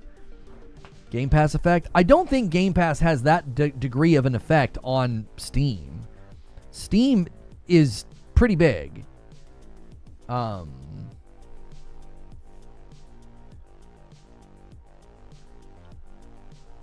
Steam's pretty big. So I don't know if that's the effect. It just feels like there is an element there of interest is going down in what they make. Wouldn't more be on PC Game Pass? I don't think so. I mean, it's going to be really, really hard for people who run with the narrative that, like, Astrobot failed because it only sold to a very small percentage of the PS5 user base. I mean, how do you square that with a game like that? With a game like Avowed hitting Steam, a massive user base? You think they're all just over there clamoring to use PC Game Pass? Steam users are notoriously anti-other launchers. They also made Grounded and Pentiment. I would not expect Grounded and Pentiment to be strong games on Steam, but I expected Avowed to. I expected Avowed to do better on Steam. That was my expectation based on what we were looking at. John with 37 months in a VIP. What's up, Lono? Never played Elden Ring, but if they put 2-player in Night Reign, I'd be more inclined to try it. Well, thanks for bumping the line. Round us out. He rounds us out to 260. Thank you so much. To be on pace, we want to end today at 300. Thank you guys for coming in. There's more of you here now. Not sure if the subject change brought you in or if you're searching for something in particular. As long as you're subscribed to the channel, which is totally free, you can talk in my chat. You can ask me about anything going on in the gaming world and in gaming news. Would be happy to engage with you guys on the various subjects going on. It's still the middle of the week. Let's see what it looks like this weekend. Yeah, it can always go up on the weekend. That is true, Lone Wolf. I would imagine, let me go back up here and look at your chart. I would imagine they can hit over 20K this weekend. And a single gifted comes in from Sony Kent. Thank you, Sony Kent. You guys, those single gifteds add up so fast. Don't feel like you can't gift and bless the community one at a time. Paying back my gifted. Thank you, Sony Kent, for doing that. Guys, one of the absolute best ways... one of the absolute best ways to pay it forward is to upgrade your membership to a Member Plus. It's $1 more a month. It's $6 instead of $5, but it gets you out of the gifted member pool. It gets you out of the member pool. So you can then make room for somebody else to get that gifted membership. Reforge Gaming, they're heavily marketing the portal now. They're marketing the portal a lot for some reason. They've got these commercials that they're doing with the kid from Stranger Things. This is the second commercial I've seen. It's the second commercial I've seen. Both Astrobot and the portal. Very, very interesting. It seems like the commercial success of the portal during its launch year and the success of Astrobot has made PlayStation say, we need to put that out there more. I think they're increasing the investment in wanting people to see, hear about, and buy those things. I do. I think we've got a video coming this evening. Make sure you guys check it out. It's coming at 7 p.m. Eastern this evening. It's about Astrobot being here to stay. And greatly appreciate everybody. If you guys support those uploads in the evening, man, that is just such a big deal. We're trying to do more and more uploads, more and more content on the channel. If you like live streams, quick 4-minute uploads, I do like opinion pieces in the morning that are like 10 or 15 minutes. And when you watch all that content, man, it makes a huge difference for what we do here. Hasn't the Portal been outselling the Xbox? I think last year, yes. I think last calendar year, the Portal either matched or outsold Xbox consoles, which people would say, well, that's not fair. It's a $200 accessory. I mean, I was told it was DOA and wasn't going to do well. It was stupid, and who needs it? And isn't it interesting? We were told, who needs a PS5 Pro? That's dumb. No one's going to buy it. We were told, who needs the PlayStation Portal? That's dumb. Who's going to buy it? And the sales charts always come out and almost audibly laugh at how dumb people are in their predictions. Also, we were told, that the PlayStation Portal would never get cloud. All right. Weren't they saying that cloud streaming beta was super successful, so maybe they're about to fully release it? If they let me cloud stream games that I own, oh my gosh, that device's value skyrockets, bro. That device's value skyrockets if I can cloud stream games that I own. Because when I was in Florida and something happened between me and the connection with my PlayStation 5 Pro at my house, that doesn't matter. All I need is fast internet and I can play the game on the cloud. You can now stream over 200 games on the Portal. Yeah, but being able to stream the games that you own, that is the game changer. I would have been able to boot up and beat Tales of Iron 2 on vacation. I'd have been able to roll credits on that game while I was in Florida, sitting by the pool. All you need is fast internet. I was playing Inscription. My brother-in-law's internet was fast enough. I was playing Inscription and having a great time. No lag, no latency, no weirdness. It was great. Can someone explain why it's a bigger deal for it to be streamed cloud versus remote play? Because it removes a part of the equation. You don't have to make sure your PlayStation's on at home. You're not reliant on your home's internet connection speed. You just need to be somewhere with fast internet. It completely removes an entire element of the equation that can go wrong, that can go poorly. When you're home, remote playing is superior to cloud. If you're on the same network, I mean, there is like zero latency. It's impressive. It's impressive. But when I'm out and about, I just need to bring my Portal. Here's the other reason it's so helpful, Alexander. Let's imagine that you only have one PlayStation 5, and your kid or your wife or your friend is at home playing on that PS5. Guess what? Your Portal can play on the cloud. That's totally fine. You're not like, oh shoot, my roommate's playing on the PlayStation right now, I can't use my Portal. No, you just play on the cloud instead. If you're traveling, maybe your power at home goes out or someone turns it off or whatever, cloud doesn't have that factor. There are all those moving parts that can make it to where the Portal can't do what it's supposed to do. But buddy, if you can just turn on the cloud. Like, I couldn't connect to my PlayStation 5 for 2 days, and I didn't know why. I didn't know what was going on. I should have just had my friend go into my house and reset it. I should have just had him do it. But and then when I finally thought of it and had him do it, because I can open my garage from all I need is Wi-Fi, and I can open my garage. So I opened my garage, and I had him get the key. I had a hidden key. And he got it working, but then the PSN was down, so it was the worst luck ever. Yo, Gritter with 41 months. Good afternoon, Lono. I'm working, lurking now. I played Night Reign Network Test. It just made me appreciate standard Elden Ring even more. Good to see you, Gritter, as always. Gritter, if you're paying for that membership, which I believe that you are, you've been paying for that membership for a super long time. If you can, upgrade to Member Plus and help us hit a really big goal. We're trying to get 600 people at Member Plus and above. You guys can help us hit that goal today. We've never had a very big Member Plus train, and today would be an amazing day for it. It's mostly the core audience hanging out today. News cycle is a little slow, so we're just primarily hanging out with the core audience today.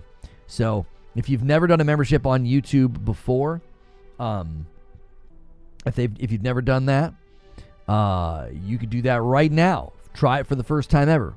Just make sure that you pick Member Plus. It's a $6 one. I'm looking at comments here on the Night Reign video. Thank you to everybody who engaged with the Night Reign video. If you haven't gone and watched that video, go give it a watch. Go give it a like. Go give it a comment. Is Lono's Discord going off? What? Is my Discord going off? No. Are you trying to listen in the Discord, Broken Surprise? Omar's in there listening.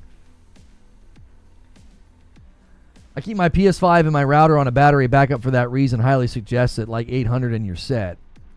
Elden Ring says you can put 5G on a tablet and cloud stream wherever you are. That's why it's nice to have games I have on my Xbox and Game Pass.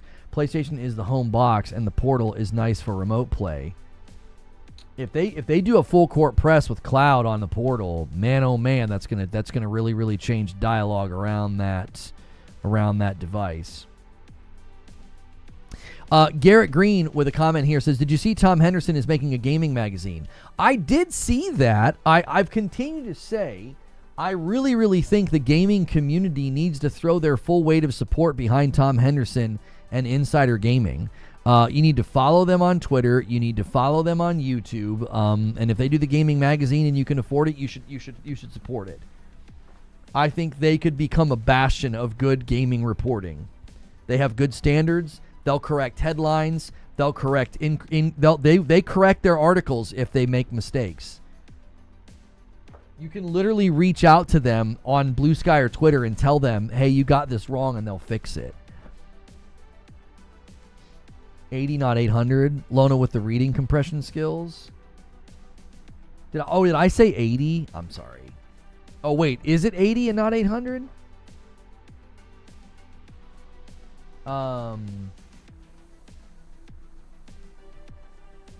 Oh, like 80 in your set. Oh, sorry. Yeah, it's like $80 in your set. Sorry.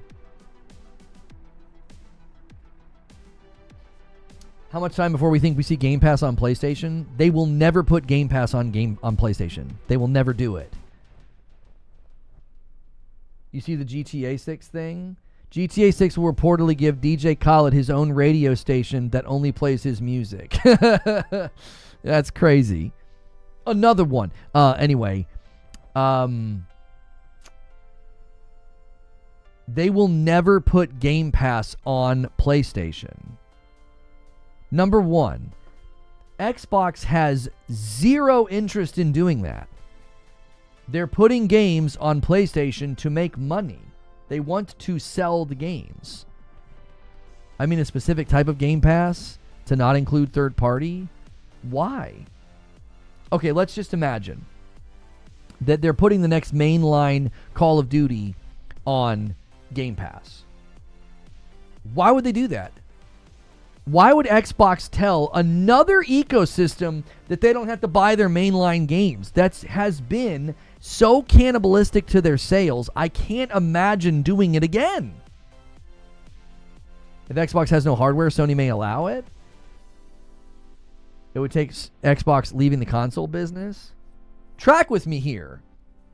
Let's say Xbox totally leaves the console business and they just become another publisher. Whatever version of Game Pass they would put, it would not be what you get now. You would not get day and date Call of Duty. You would not get day and date big titles like Elder Scrolls 6. They would never do that. If they switch into a publisher, which that's all they are now. They're primarily a publisher.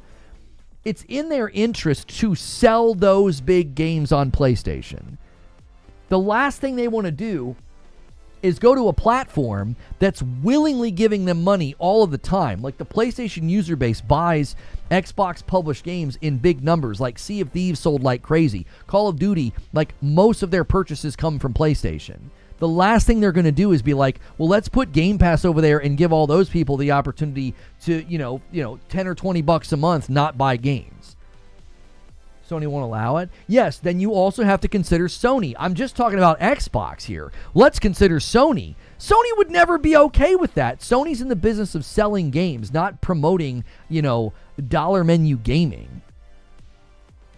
GTA 6 will reportedly give Kendrick Lamar his own radio station. Say, Drake, you're going to get called out in GTA 6. Former head of PlayStation Studios on Xbox going multi-platform. This is Yoshida talking here. Xbox games on PS5 are a win for PlayStation owners. I suspect Microsoft is the biggest publisher of PlayStation. Looking at Xbox console sales, I think it's natural to understand what they're doing. Yeah. They can't sell enough. Yeah, Death Knight with a $2 pound super chat says Sony won't do it. It's silly. Sony will lose sales. Both Sony and PlayStation, I'm sorry, both Sony and Microsoft have a vested interest in never doing day-and-date Game Pass on PlayStation. It would be completely antithetical to their current relationship where they're both making tons of money. And MASH, with a 10 bomb, bumps the line to 271. He says, wake up, boys. This member count's been sitting dormant for too long. Somebody join MASH and get a little train going. MASH with a 10 bomb. If you just got a gifted membership from MASH, be sure to say thank you to him in the chat. And there it is. Gritter upgrades to Member Plus. Upgrades count as 2. That bumps the member goal to 273. And now every month when you renew Gritter, it hits the total. Member Pluses and VIPs, you add to this total every month. It's a great reason to upgrade. EA does that with EA Play, though. I agree with you, though. Game Pass would have to make significant changes to be viable for Microsoft and Sony. I just think EA Play is completely different, though, Corey, because they don't put that front and center. They really, really don't. Like, they're not... When you see a commercial for an EA game, they don't say... I don't know. Maybe I'm wrong here. Maybe I'm wrong. I don't feel like their trailers ever draw a lot of attention to that. I don't think the garden variety John Q. Public Gamer is like, play it day one on EA Play. Play it day one on EA Play. It's, I can't wait to play Madden. Gonna go buy that. Gonna go pre-order that. Gonna get the pre-order bonuses. You also are talking about EA, which maybe they are totally fine with people getting the game day and date because their games really, really drive a lot of revenue and profit with microtransactions, and that's a really, really great marriage. Yeah, sure, jump in and play for free. We don't give a frick. You don't got to buy the game. Well, it's not free, right? Go ahead, yeah, you don't got to buy the game because they know the microtransactions probably go up in that equation. You don't think EA does day one?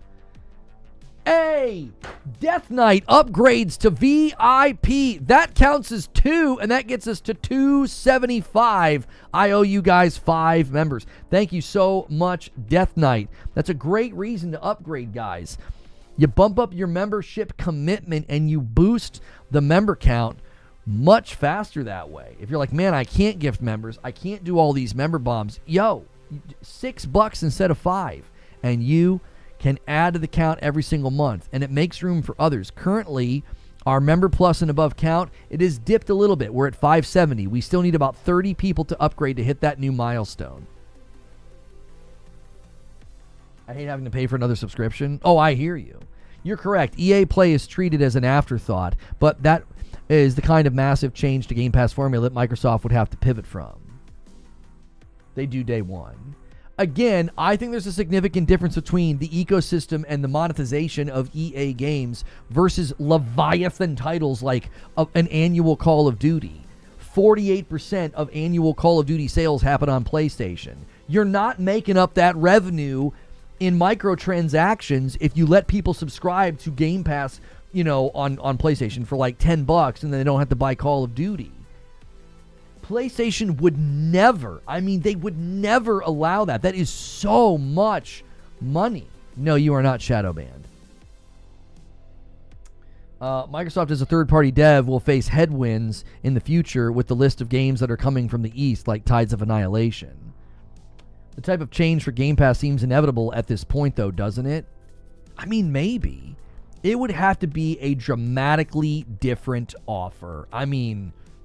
Dramatically different offer.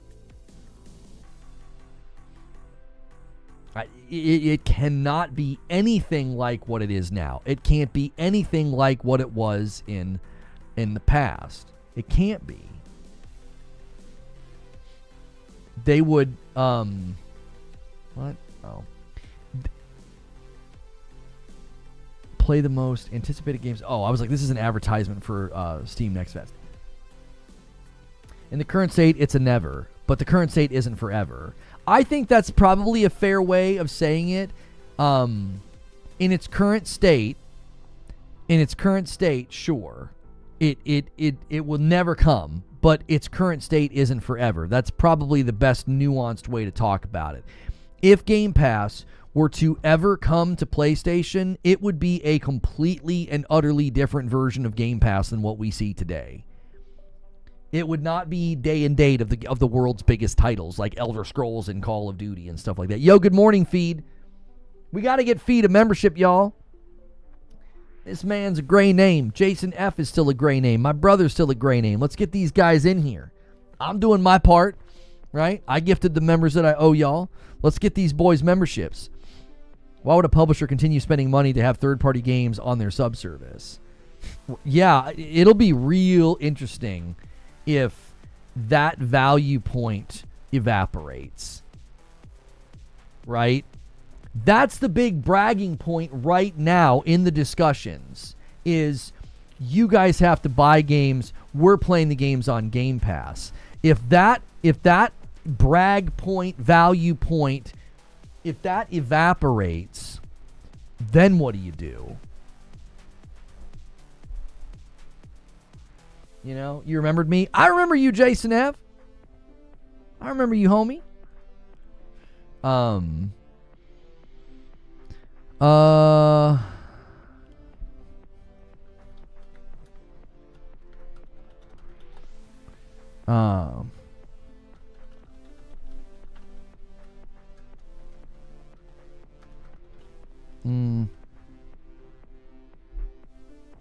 okay.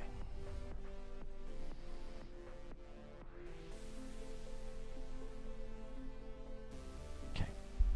£2 tip from Death Knight. You guys are slacking. Just upgrade. It's worth it. Thank you, Death Knight. John Always with a gifted member says, missed. That's an Agent of Chaos. That takes us to 276. Thank you so much. Pushing the line forward. John Always. Try to get our man Feed. Illuminati says, people may not like Avowed, but people on X are really comparing their sales with the sales of Spider-Man 2 and Kingdom Come Deliverance. As ridiculous considering the previous popularity of Kingdom Come Deliverance and the icon Spider-Man is. Illuminati, more than likely what's happening is they're doing the same thing that everybody did with Astrobot.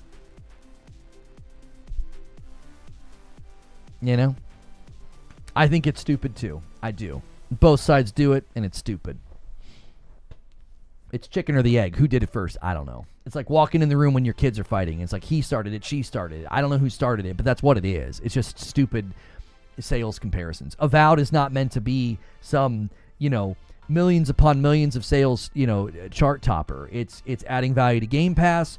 It is keeping Xbox relevant in the gaming market.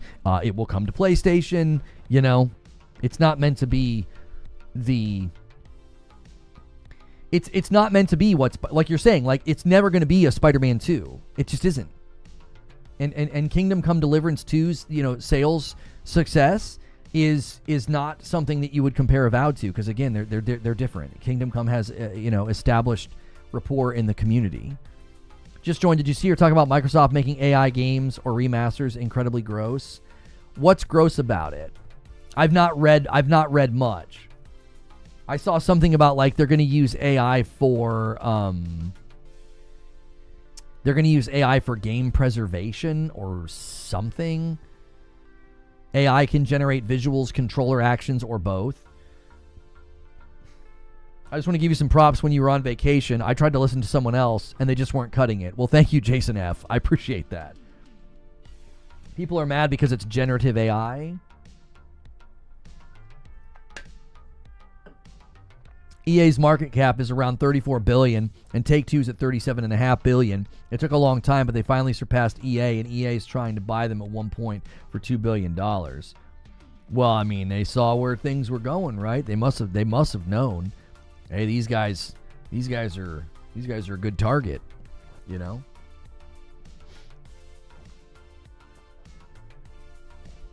Guys, if you haven't done so yet, double check that it saved your light count. The light count's been a little squirrely lately. And yeah, Garrett Green had a question here about that. He says, "Did you see the new AI thing by Microsoft called Muse?" I have not had a time, time to research it. We could go look at this right now. Video Game Chronicle, VGC here reporting on it. Xbox has built an AI model that can generate a video game visuals and actions. The new model was partly trained on 2022's Bleeding Edge. This generative AI model, which Microsoft has named Muse, was developed by Microsoft's Games Intelligence team in collaboration with Ninja Theory. Interesting. It will be made open source to help other researchers explore these models and build on their network, Microsoft said. Go away.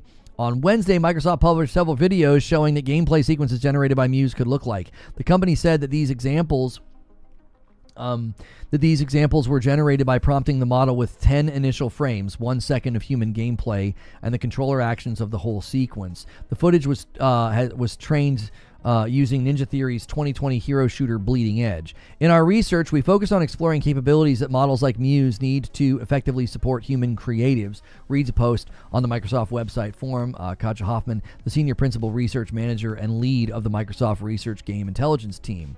So it looks like they fed it this stuff here. Okay. I'm incredibly proud of our teams and the milestone we have achieved, not only by showing off the rich structure of the game world that a model like Muse can learn, as you see in the video demo below, but also, even more importantly, by demonstrating how to develop research insights to support creative uses of generative AI models. All right, can we get to this? Where do they have a link to the video? Who did they put the video on Twitter? If someone can find that for me. Helldivers 2 Fallen Hero Vengeance Cape, $36 via Fangamer. Oh, you can literally buy the cape. That is phenomenal.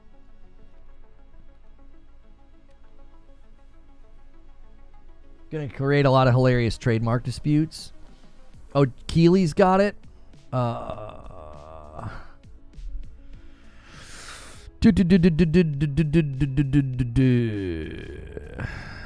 Okay.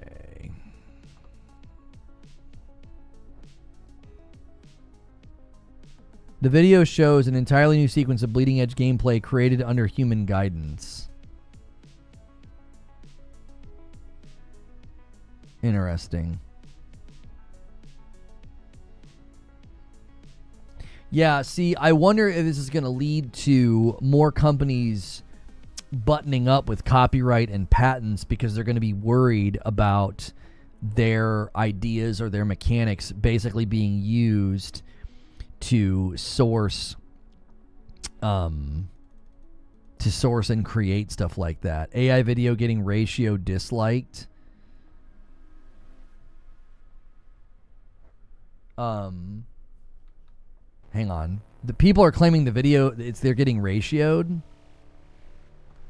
Hazador is saying they're getting ratioed. So 27,000 likes, 392. I'm sorry, 27,000 views, 392 likes, 52 comments.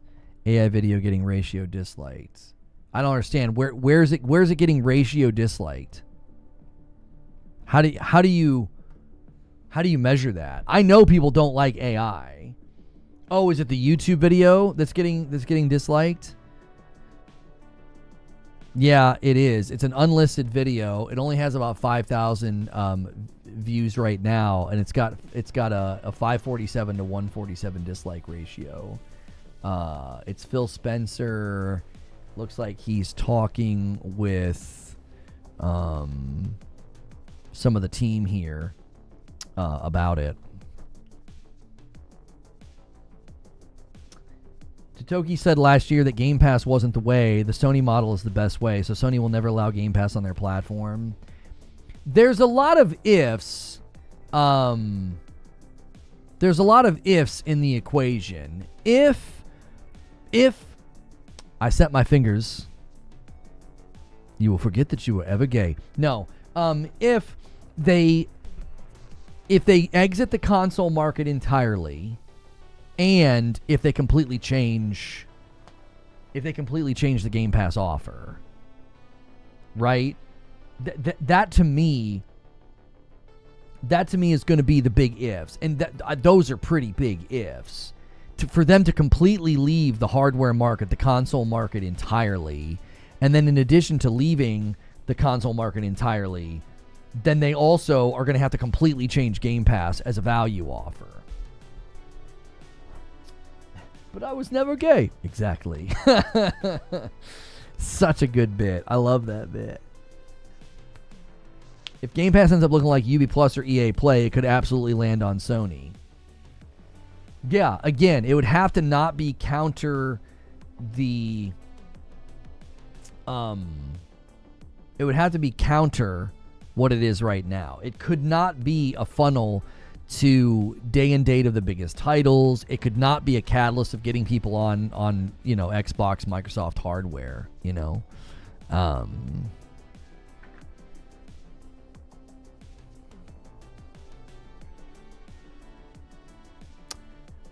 Shu said he was offered the indie job and there was no other position for him. He would have had to leave PlayStation. Again, in Sacred Symbols, he said it twice now. It can't be more clear.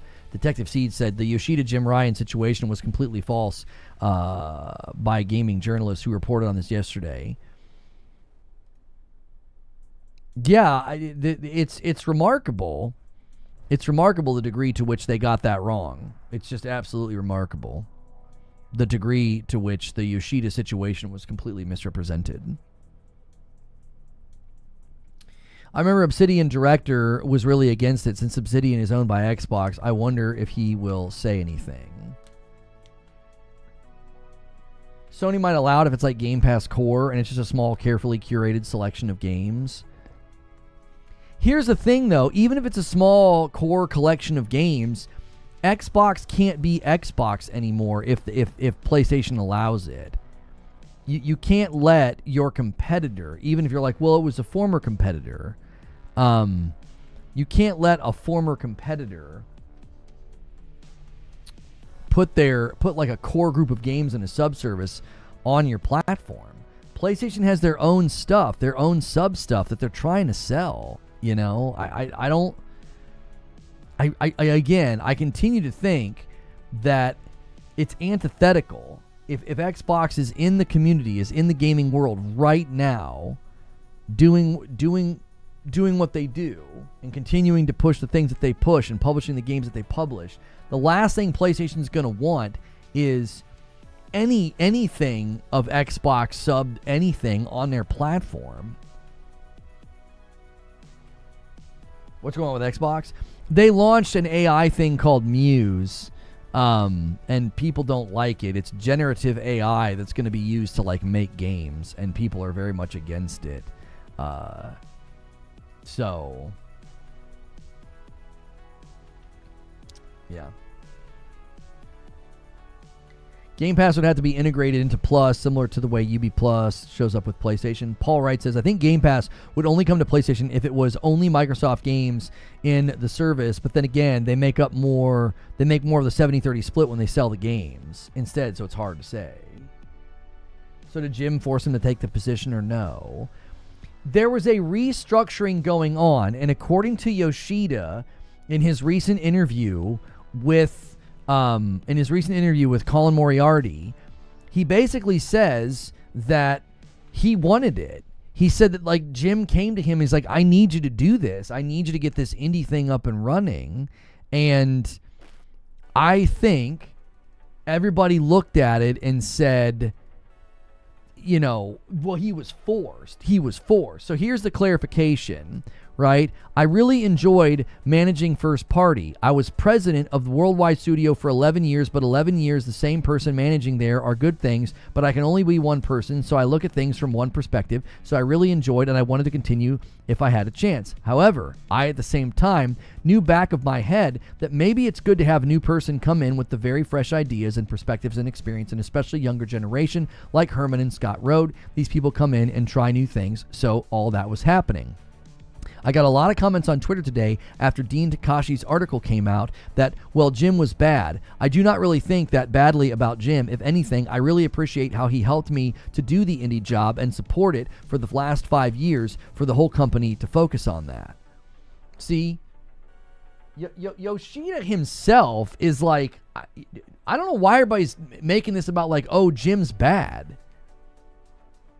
When you get offered a new position or there's restructuring going on, that's just the nature of it. They were moving people around, and Yoshida was basically said, listen, we need you to spearhead the indie effort. We need you to spearhead the indie effort. You can't be like, no, I don't want to. I want to stay where I am. They're like, well, no, we're changing the core of the leadership team here. He also says here in this video, let's listen to this. So he's explaining why they're putting games on PC. I have not listened to this yet. Let's take a listen to this. In other words, people think that putting a game on PC means no one's going to want a PlayStation anymore. But I'm like, no, I just don't know that these people were that interested to begin with. And if they are, the only way you can really go and get them is to aggressively go and get them.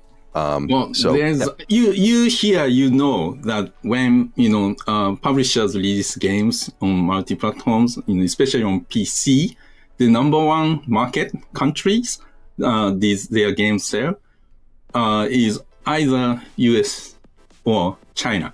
China is a huge PC game market, and China is growing but still very small console market. And in order to reach audience in countries like China, PC is crucial. PC SKU. Yeah, so I believe, having PC SKU really reach new audience. And after, and not, releasing day and day, right? Taking 1 year or 2 years, or sometimes 3 or 4 years after the release of original PlayStation version, I don't think, that hurts. Probably people who would have purchased on PlayStation of that game would have purchased already. Yeah, it's so clear that when you talk to the guys that are part of the decision making, you talk to the guys that understand the business angle here, it's so, it's clear as crystal. PlayStation is not doing what Xbox did. This is not where the market is going. This is not something where, oh yeah, this is what everybody's going to start doing. This is what everybody's going to be doing. No, it's so clear that PlayStation is trying to expand their reach. And they're looking at a market where the only way we're going to grow there is we're going to have to put games on PC. This is why their China Hero Project games are day and date on PC. But as Yoshida just said, a lot of the games they're bringing to PC are not day and date. 1, 2, 3, and sometimes 4 years later. It is a very, very different approach. If they decide to change their approach, I keep saying this, it will be blatantly obvious. They'll tell it to the shareholders. They'll restructure their studios. Their studios will then be equipped, funded, and man-powered up to do parallel development. And right now, they're not doing that. So here's what you have to consider. All of the people that say this, they say, well, this is where the industry's going. Games are going to start going multi-plat. Companies like PlayStation are going to have to follow what Xbox is doing. Let me ask you something. How long is the average development pipeline for a game? Anywhere from 4 to upwards of 6 years. So every single project that is starting right now at Insomniac or any of the other PlayStation studios, they are basically entering into a timeline of that game will be in the market in anywhere from 4 to 6 years. And guess what?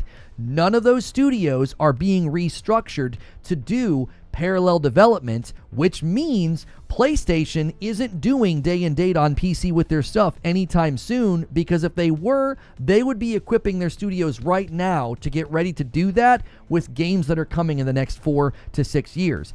And guess what games coming in the next 4 to 6 years will likely be? They will likely be cross-generational launch titles for the PlayStation 6. If those games and those studios are not gearing up to do parallel PC day-and-date development, then all these predictions about well, this is where the industry's going, these are bankrupt predictions because they're not based on facts. They're not based on evidence. They are not based on what the studios or the shareholder meetings are saying. They are clearly setting their sights on doing the exact same thing they did this gen with the next gen, because every studio right now that's working on a game that won't be here for 4 to 6 years is doing it for the console first, unless it's a China Hero published game, which those are not first-party studios. Those are not first-party pieces of property. It's a first-party publishing effort to grow in the Chinese market.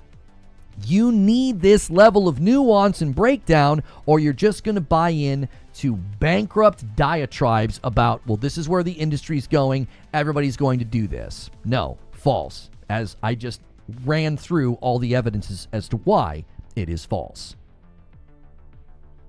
It's just false. There's nothing true about it. I keep saying that sales is not the reason why Sony puts games on PC. The goal of putting games on PC is adoption and conversion. That's exactly right, Corey, because I said that to that guy the other day. I was like, you keep saying that Astrobot is a failure because it only sold to such a small percentage of PlayStation owners. Can you please look at the number of copies that Spider-Man sold on PC versus the total number of Spider-Man copies that were sold on PlayStation? It's a joke in comparison. They're not going over there because they're like, oh, we have to make more money. Like, think about the logic. Just track with the logic. The logic is the budgets are too big, the games are too expensive, games need to go multi-platform. Look at what PlayStation games do on PC compared to the console. They're not going over there because they need the money. They're not going over there because the budgets are too big. They're going over there to fleece your users. They want your users to come over to them. It's a strategy to get conversion and adoption. It's why they're doing the optional PSN login. It's why they're incentivizing the PSN login. It's why they're doing the PlayStation Trophy overlay. They want you to get into their ecosystem. That's the goal. If they were bringing games to PC because they needed the money, they wouldn't be waiting as long as they are, because it does. It lowers the sales. It 100% lowers the sales. If it was motivated by money, they would not be taking as long as they are to do it.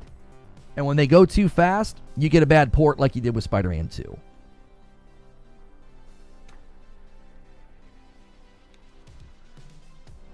No one is worried about PC gamers in America, but these trolls think otherwise. I mean, PC, as Yoshida said, PC is big in the US and in China, like it is. It's a big market in the US and China. And that's why a lot of these companies changed their approach. Capcom and PlayStation both took notice. They took notice of the PC growth projections. So they wanted to be involved. That's the Chinese strategy as well. If you take a moment to listen, consoles aren't saturated there yet. They're working on it. In the meantime, they're getting Chinese gamers hooked on their games. It's exactly right. That's exactly right. It wouldn't shock me at all if Phase 2 of the China Hero project is games that come to PlayStation first. Or maybe some of them. Like, they're going to be like, hey, we've got sequels to all those great games, like Lost Soul Aside 2. You know, wouldn't surprise me at all if that game hits PlayStation first. Wouldn't surprise me at all. Because then people are going to be like, oh my gosh, I got to play the sequel. Great. Well, we got you hooked. Just buy a PlayStation. You can play it right now. Mash says, if Microsoft Game Pass as a service for their first parties only brings to PlayStation is a very different discussion. My expectation is Sony would be okay with it, but Microsoft and Sony would likely do better with just porting the games. Yeah, it's always going to come down to how much money they can make. Behemoth says, they're smart on the business approach. Go to the PC market, entice the Chinese players, join PS5 Pro Eco. But yeah, they're playing chess, and everybody keeps saying that they're playing checkers because they see square pieces, they see square pieces on the board. They see a similar board, they see a chess board, and they're like, yeah, they're playing checkers. And it's like, no, they are not. They are not. And they are going to continue doing this because they're having success. They're finding new users, which, we've been told is not possible. That's why they made the PS5 Pro aimed at those PC users looking to upgrade who may not want to spend the money on the new GPU. That's exactly right. Okay, so you got to think long-term here. I really want you to think about the long-term strategy. Project Amethyst probably has its sights squarely aimed at China. They're like, listen, Project Amethyst and the PlayStation 6 if we can severely close the gap, as they've already closed the gap on PC with the PS5 Pro, no matter how much these PC Master Race guys want to lie and obfuscate and mislead the public, okay, the PS5 Pro has already closed that gap significantly. Project Amethyst and the PS6 could erase the gap entirely. And then you go to the Chinese market and you say, listen, it's been 5 or 6 years since you played our games. We've got a PlayStation 6, and look at the performance you can get. And if that thing's sitting in the $700 to $900 range, or it's around, I don't know, maybe they won't go that high. People think I'm crazy for thinking that, but I think they're going to go pretty high with the PlayStation 6 price point. They go to that market and they're like, you can get a PS6 for $700 or $800, and that market is saying, I've had my computer for 5 years, it's time to upgrade. That's much cheaper, and it's more simplistic, and they have all those great games that I like anyway. Especially if they get people to create those PSNs and they link it. It's like, yeah, all your trophies and Lost Soul aside are going to come with you. I think Project Amethyst and I think the PlayStation 6 has its target squarely set on China. They're like, that is how we get growth. That's where we get new users. That's our new frontier. Black Myth Wukong showed the world that market is so untapped. I think both Sony and Microsoft are business savvy and ultimately go with what gets them the best return. Microsoft just has less options with their lack of success. That's exactly right, MASH. When I'm saying that, I'm not saying oh, Xbox is stupid, they're playing checkers. What I'm saying is Xbox is playing a more simplistic game here. There's no nuance to it. It's, we bought a bunch of stuff and now we're going to sell that stuff. It's software strategy 101. Buy as much property as you can, publish it in many places as you can, right? Minecraft, was the catalyst to this change of strategy because they saw how much money they could make with publishing. That's a far more simplistic game than navigating different regions of the world with property and publishing efforts in the hopes that you get conversion from that effort. That's a very, very different and far more nuanced, and honestly, it's a far more delicate approach because it might not work. PlayStation can do this big investment and all this stuff with China Hero, and they could turn around in 10 years and say, we got virtually no conversion rates in the Chinese market. Now, they might say, that's okay, we still made a bunch of money publishing, we still were selling games, and that's good money, but they might not get the conversions that they want. It might not work. I think it's a far more delicate process to convince somebody to buy a new piece of hardware if they've already got something, if they're happy with what they have. I promise you Phantom Blade Zero will shock the world when it comes out, polished like Wukong. Wukong wasn't polished, though. I'm not sure what you mean. I blame their lack of quality and consistent titles leading them to this road, but regardless of the reason, they have to play in the now, and so what they think will work for them now. Oh, for sure.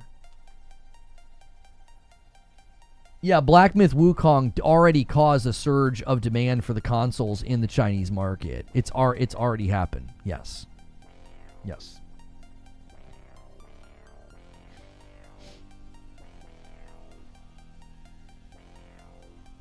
Chinese devs have the best dev and test options thanks to their focus on Gen AI. You're more interested in Phantom Blade than Wukong? It is one of the few ways that Sony can expand their market by essentially creating the market in underserved regions. Well, I think up until recently, they couldn't really go into China. Weren't there reasons why they couldn't? I'm not up on all the geopolitical issues as to why they may or may not have been able to in the past, but I believe that is changing. I do. I believe that's changing. Got a question coming in here from Jay. This is something you guys can do as members.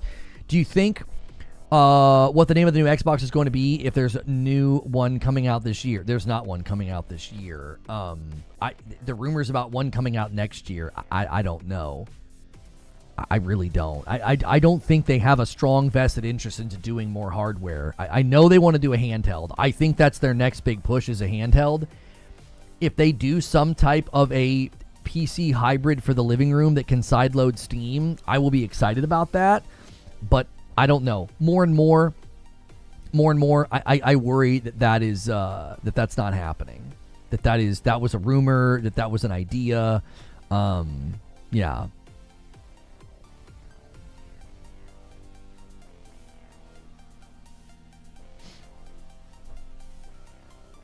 What game is this that Nintendo of Europe just posted? This guy jumping and landing. What game is this?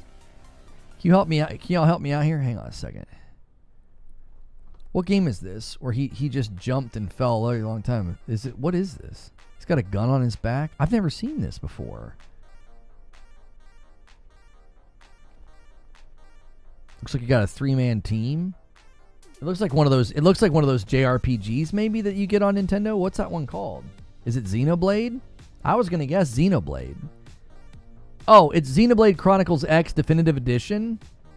Did you know you can make massive leaps like this in Xenoblade Chronicles X Definitive Edition without taking any damage? Yeah, Xenoblade Chronicles X. Yeah. I have never seen that in that game before.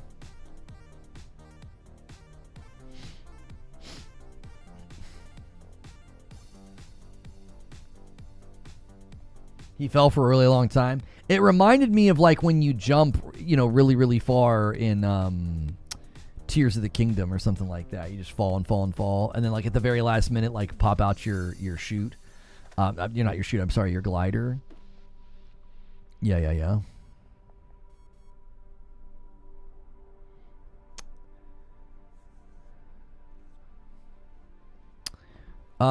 No one said Avowed is a Skyrim killer.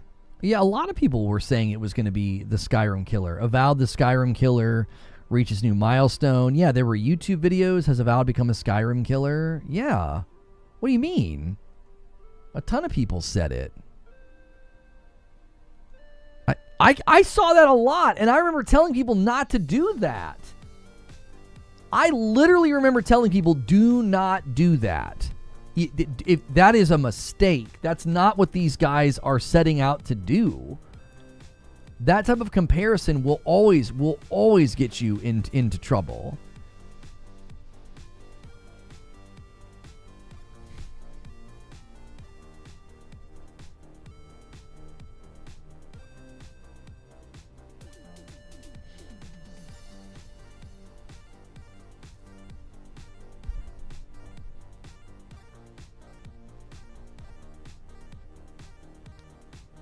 Avowed is an Xbox killer? Avowed isn't an Xbox killer. It's not killing Xbox. It's doing fine.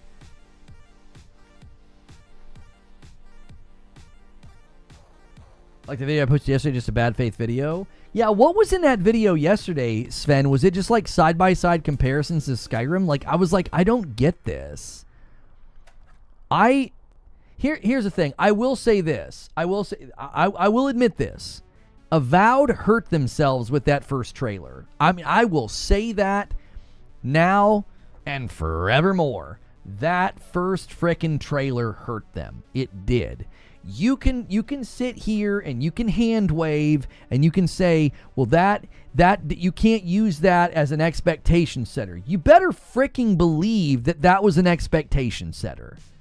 At the end of that trailer, when the hands came up and you saw a sword and you saw a hand with magic, and it looked next gen. It looked really good. That 100% set expectations that the game was never going to meet. Because, and they admitted that they changed art direction. I think that first trailer hurt them. If that first trailer never would have happened, then their second outing, that next trailer wouldn't have looked so weird. Like, I remember when the next trailer came out, I was like, what is this? It almost looked like Sea of Thieves. It was like, what is it? What are y'all doing? What happened to the other game? I remember being super excited for Avowed. Every thumbnail had that screenshot on it of the sword in the hand that looked like next-gen Skyrim. You know? Every thumbnail, every article about Avowed had that screenshot. I'm always wondering when someone watches a trailer like that, did you all watch that trailer and not get excited? You're like, yeah, this is not supposed to set our expectations about what the game will look like. No, nobody said that. Now, if you do a 100% cinematic trailer or live action trailer, yes, that's not supposed to set my expectations about what the game's going to look like. But when you end the trailer, if you really break it down, like, let's just break it down. Let's break down the trailer, okay? The original trailer, if you really break it down, they meant for that trailer to be like a wow moment at the end. You're supposed to go like, oh, no way! That's what's supposed to happen. You're supposed to get to the end of that trailer, and you're supposed to say, holy crap, that's what the game's going to look like. Like, from a psychological standpoint, right? This is meant to be a surprise moment at the end. It's not meant to be oh no, don't expect the game to look like this. It literally is. It's meant to surprise you. Look at how they key it up. Look at how they set this up. So right now you're watching this and you're going through the mystery of what is this? What game is this? We don't know yet. All we know is we saw Obsidian. We saw their name pop up, okay? So you get this big, massive, arcing arrow, okay? And then you see it crash land. You see this fireball crash land down here in this cave. Oh, wow. This is crazy. Oh, wait, the camera's moving. Wait, what? The sword's coming out? Wait, what? He's doing magic? This is meant to be the wow moment of no way. No way. This is what we're going to be. This is what we're going to play. If you analyze that trailer from a marketing perspective, from a pacing perspective, you will never convince me that they were not using that trailer to like wow you, like holy crap, this is what the game's going to look like. This is the kind of game we're going to get. They were 100% setting expectations. That's why they set it up in the way that they did. The hands are not in the screen. The camera's not moving just yet. It's 100% meant to make you think, holy crap, this is going to be amazing. That view can only be gameplay. Yeah, that view can't be anything else. Why else would you have a trailer where the hands come up into the frame so you can see them? That's meant to be a surprise. It's literally meant to be. It's like when Kratos steps out of the shadows for the 2018 God of War trailer. That's what it's meant to have, this dramatic effect of no, like that's exactly how that trailer is supposed to function. So when everybody said that trailer was not meant to set expectations, yes it was. Yes it was. And it hurt the game. It hurt the game's reception. It hurt the game's trailers after the fact. Everyone was like, wait, what the frick is this? Oh, the video was a side-by-side Skyrim to an Oblivion, shooting effing arrows into the sky to compare the physics of arrows. Oh, for Pete's sakes. Yoshida says that he played The Last of Us Factions and said it was great. The idea for The Last of Us Online came from Naughty Dog and they really wanted to make it, but Bungie explained what it takes to make live service games and Naughty Dog realized, oops, we can't do that. We can't, if we do that, we can't make Intergalactic. This sounds so familiar, doesn't this?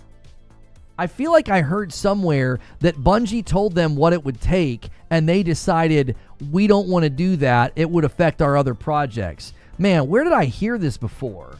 It almost seems like accuracy in reporting would have unearthed this information before. Man, oh man, who said that? Who told you and everybody else that, man, Bungie walked in the room? I mean, yes, some bloke, me. It was me. I said, this guy. I'm the bloke. Naughty Dog themselves. Naughty Dog never really said, Bungie explained us what it takes. Naughty Dog said, in order for us to support this, we'd have to become a live service game. And I extrapolated from that, rather simply, that Bungie walked in the room and said, you don't know what you're doing. You don't know what you're doing. You have zero clue what it takes to do a game like this. Does that count as an I told you so? Yes.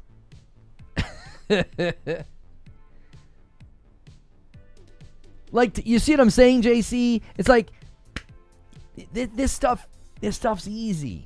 It's easy when you're not trying to lie. Like that whole thing with the Naughty Dog situation and The Last of Us Factions. golly, it was easy. It was like, yo, they got really, really high aspirations because of Fortnite. That's what it was. They had super, super high aspirations because of Fortnite. They thought, we can do that. We can do that. We got a game that people like to play. Let's take a crack at that. Yet another reason why roadmaps set expectations for products that makes it difficult to deliver on those expectations. The first trailer absolutely set a tone for the game that was never going to live up to. I think originally Obsidian wanted Avowed to look like that. I think that was the original plan. I do. I think the original plan was, let's make the game look like that. And, you know, you can theorize what happened along the way. I don't think it's hard. I don't think it's hard to land on a pretty easy theory as to what happened. It's not hard at all. They had high aspirations for a high-fidelity Skyrim-esque looking RPG game, and they cut co-op, and they changed art direction. Well, something happened. Something happened along the way. Mr. Comprehension is insufferably smug. I heard it from Mr. Compression first. We need merch. We need a shirt that literally says reading compression. And just see if anybody catches it when they see the shirt. Like, what? Just reading compression.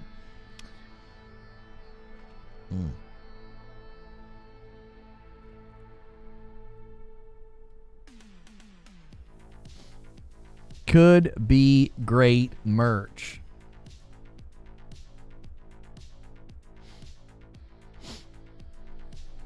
I'm checking the news feeds here, man. We've slowed down a little bit. You guys can always submit questions with the question command. I'll give you a little bit of time here. If you guys want to extend the stream, I'll let you extend the stream. We got to get on pace. We need 300 members on the week to be on pace. And I tell you what, it's really, really easy for you to get on pace. All you got to do is renew a membership if it's a Member Plus or a VIP, or you could sign up for a Member Plus or a VIP, or you could give some members. We're checking the news feeds here to see what's going on. Just kind of reacting live to the feeds because there was not much going on today to discuss.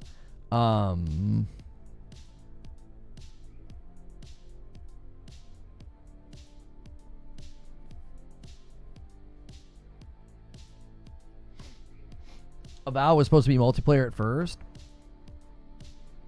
There's one element of that I don't mind. I trust them when they said we were going to do co-op. It was going to change, it was going to change fundamentally the core competencies of the company, like trying to build quests and stuff. So I'm okay with them cutting co-op. That to me is not a super big deal. But when you couple that with the art direction change, it just gets a little curious. It's like, like I don't know, like what does that mean? You know? What happened? Was it truly just we didn't want to do it, so we stopped? I don't know. It makes my spidey sense tingle a little bit. It's like something seems to have happened here. I think something. Think about it like this. Let's look at the three. Let's look at the three most. How do I want to say this? I'm trying to structure it quickly. Okay, yeah.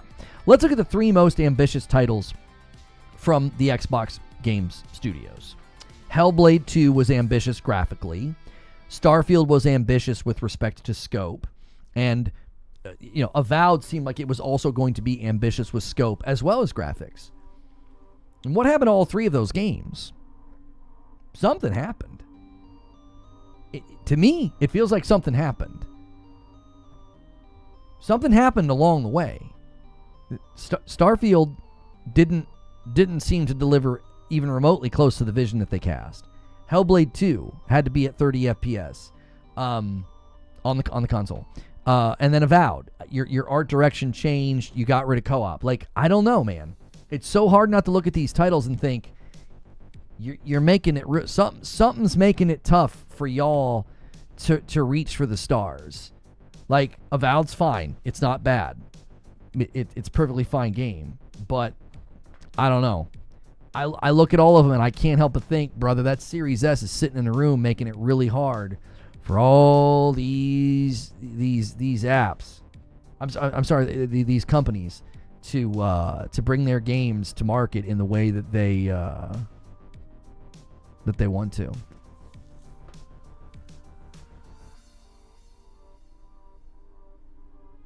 We already know why Valve changed the art style and went for co-op.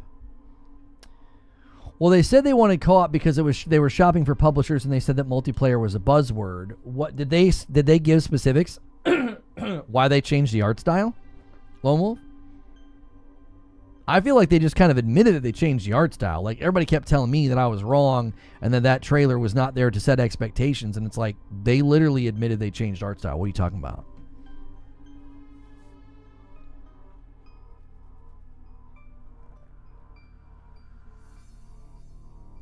Layers Deep tweets, our sole mission as a studio is to make games by hand with love. We spend years pouring our blood and sweat into our game because we respect the player's time and dedication. If you need AI to make games, then that sounds like a skill issue. Get good. I feel like this is really unnecessarily, setting up a false binary. I think there are plenty of smaller studios that are going to leverage AI to help them with certain things because their budget's smaller. I would think a smaller studio would know, saying, well, this developer assures that no Gen AI was used in this indie game. Listen, if an indie studio wants to use AI to create audio files of music or voices, I don't have a problem with that. They have a smaller budget. That just seems unnecessarily dichotomous. Yeah, that seems so unnecessarily dichotomous. What do you mean replace got pushed back again? What are you talking about? Replaced game. I'm following. Oh, shoot. I'm following them. I meant to click on their account. How do you know it got pushed back? They haven't said anything. AI music is cancer. Well, no, cancer's cancer. I'm not seeing anything from them about the release date being pushed back. It still just says coming soon on Steam. They haven't tweeted a thing since August of last year.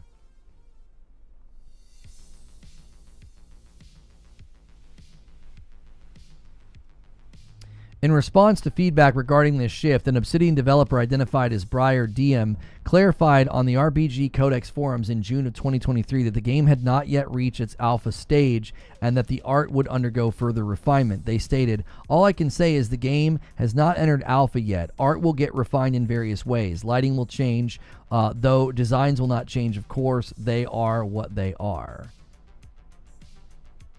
I don't care about the co-op. The art change is interesting to me. Before it was even in alpha, they were changing the direction of the art. Why? All right, I'm going to give you guys 28 minutes to get 24 members. If we can hit 300 members, I'll extend the stream and we'll keep going. A lot of the times when we extend the stream, we use the question command as like a members only AMA, sort of an ask me anything. So right now the question command is cleared. You guys can use that to submit questions, and I'll give you a little bit of time here. If not, we'll go to the green room at 1:30. But you guys, I've been letting you guys extend the stream. It's a great way to get more people into the member pool, but also to make the live streams a little bit longer. And so I put that in your hands.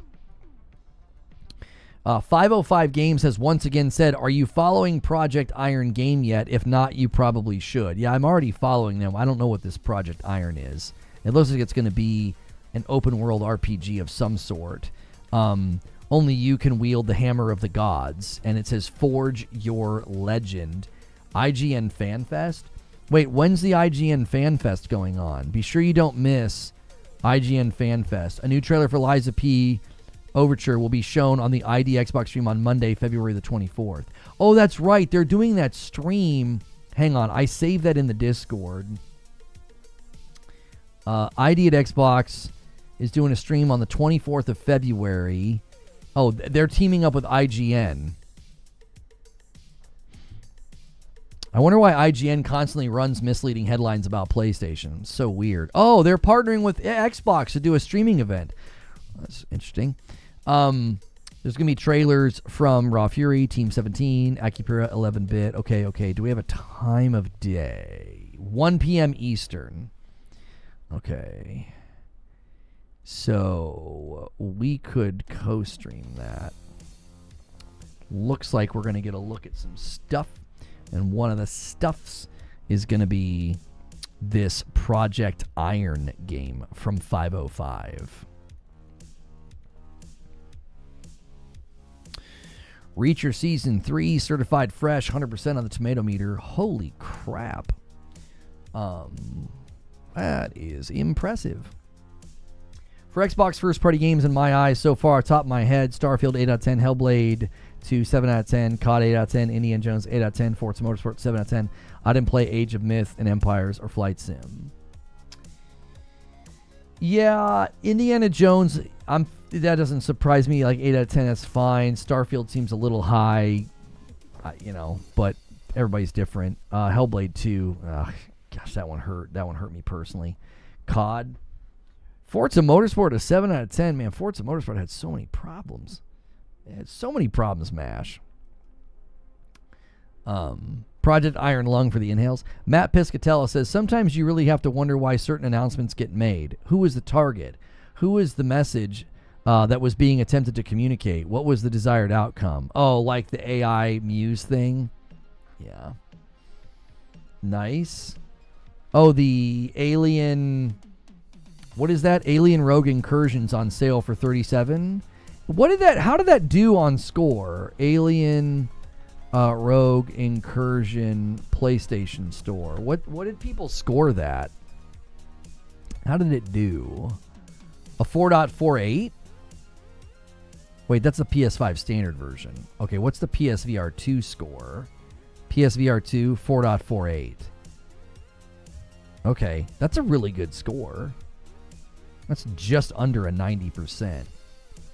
That is just under a 90. We could make that a stretch goal or something. Make me play that game. It's out right now, isn't it? Like, you can play it right now. It's been out for a while, hasn't it? When did it release? How long has it been out? I can't even remember. It was sometime last year, wasn't it? December.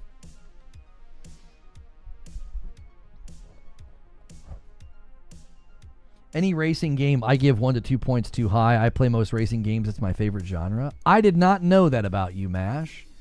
It's interesting how different we are. And yet you're here and so supportive. Like, we are, like, opposites in many ways. I appreciate you. Thank you, Citizen JV. If you guys haven't done so yet, man, smash that like button. We're like 40 likes away. Bit of a lower date for us on the news cycle. There's just been less happening. So Xbox Game Pass delayed a fourth time. I heard about this last week, but this is what I found. Okay. It has been delayed yet again. You'll need to wait another year. Upcoming Game Pass in 2026. Raphael McCoy is going to bump the member line to help extend the stream, and he gets us a 277. Thank you so much. Is replaced like the next Silk song? What the frick's going on? You'll need to wait another year when it leaves our list of upcoming Game Pass games in 2026. As far as replaced now, drop us a like. No. Where did they get this information? Unfortunately, we haven't seen a statement. They delayed again last year with a 2025 release date. Unfortunately, we haven't seen a statement from Sad Cat about the delay yet, so it's unclear why it's been delayed a fourth time. Where did they hear that it got delayed, though? Oh, right here.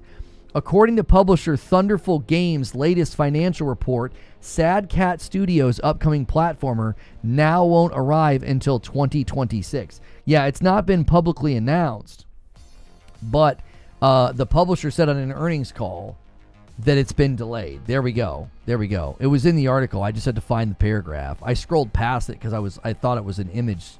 I thought it was an image subtitle.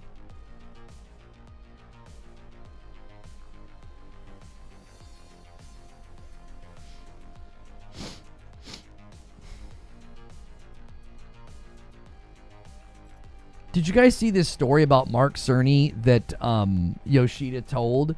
Mark Cerny basically signed a Japanese contract because he could read Japanese because he wanted to get a PlayStation dev kit. And so that's how he did it. His Crystal Dynamics was his U.S. company. So they were the first U.S. company to get a PlayStation dev kit. And it was because Cerny could read Japanese.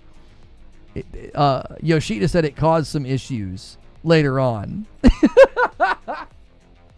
Caused some issues later on, but yeah, that's funny to me. Cerny's like, oh, no, that's fine. I can read it.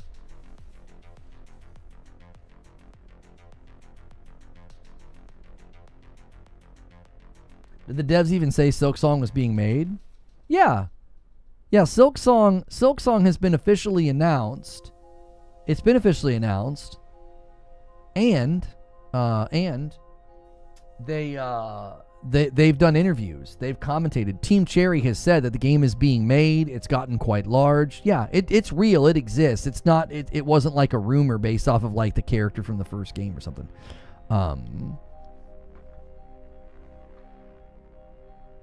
Oh, this is cool. I didn't know this. Whenever you talk to somebody, there's dialogue, history, and lore available when you talk to other characters.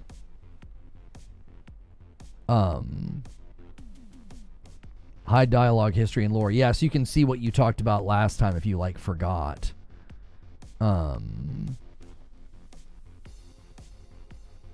Raphael submits a question. You guys got 20 minutes to extend the stream. You need 23 members to do so. Question here from Raphael says, what did you want to be when you were a kid? A stuntman. I thought the idea of being a stuntman was so cool. I liked the idea of, like, jumping off of, buildings or, riding a motorcycle off of a ramp or, getting shot by fake bullets. It seemed like such a cool job. I don't know why. I might have seen like an interview on like a news broadcast or something about a stuntman, and I decided that I thought it was cool. I don't know. It rewards exploration and Avowed. Yeah. Jason Schreier said he really liked the exploration and Avowed. He said he liked it. I saw some other people saying that the exploration and Avowed was quite good. Yeah.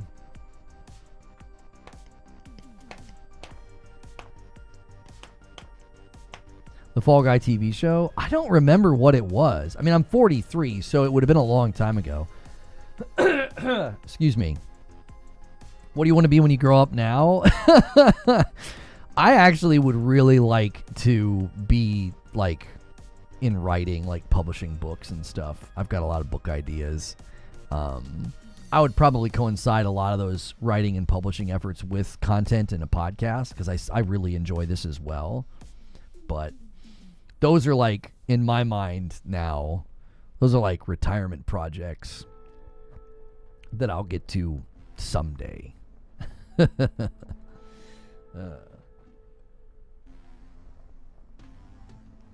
Oscars needs a best stunt category so Tom Cruise can win. Yeah, he'd win them all the time. I've been collecting old shows and cartoons from my youth. Excuse me. Pacific Drive has sold over 1 million copies. The biggest update yet is coming soon. Yeah, that's one in my backlog that I wanted to try out. I heard it starts out slow, but a lot of people really, really enjoyed it. Yeah.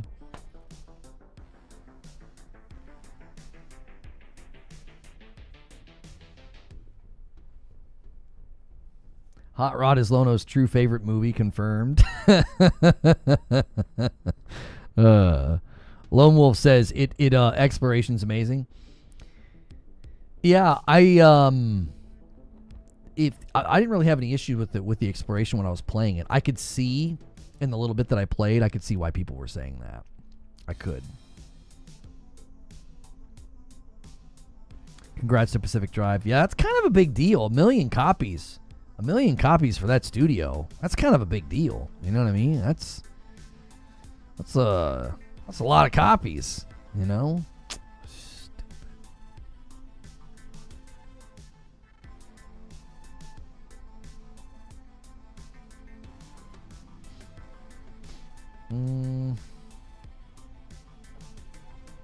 Well deserved. I like it. Yeah, I heard people really enjoyed it. I've been wanting to, dip my toe into it. I'm trying so hard to push through and finish FF16. Did you guys get any snow? We got a teeny bit last night. It was mostly just super duper cold. I'm checking the ring right now. Yeah, it looks like it might be snowing. It looks like our porch. Yeah, our porch and our walkway definitely is getting some accumulation.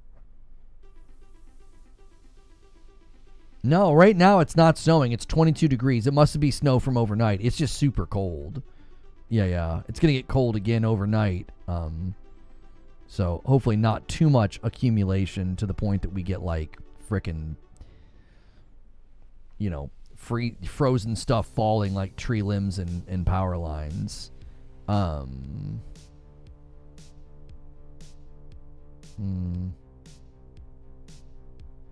Okay.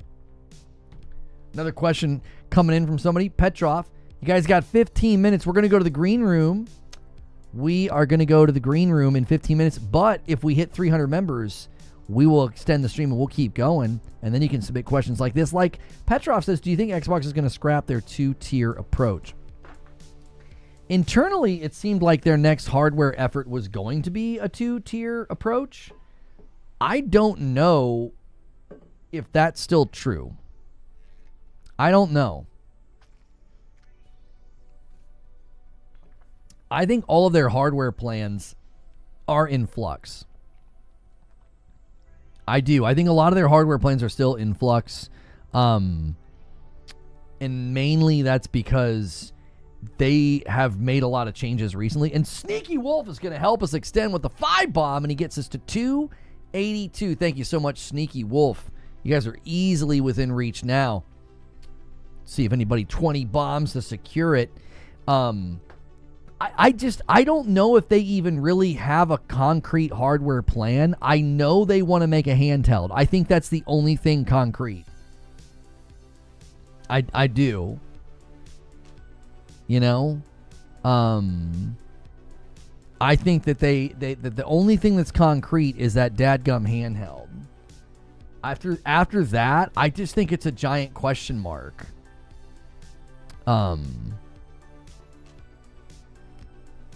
So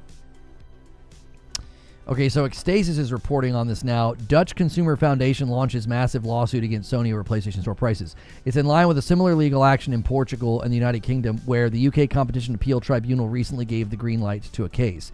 Under European competition laws, companies with market dominance have additional responsibilities to ensure fair competition. According to the Foundation's research, digital games cost an average of 47% more than their physical counterparts, despite Sony having lower distribution costs. The organization argues that the PlayStation Store's closed ecosystem, combined with Sony's dominant position in the console market, results in what it calls artificially high prices. Unlike platforms like Microsoft Store or Epic Game Store, PlayStation owners can only purchase games and content through Sony's own store.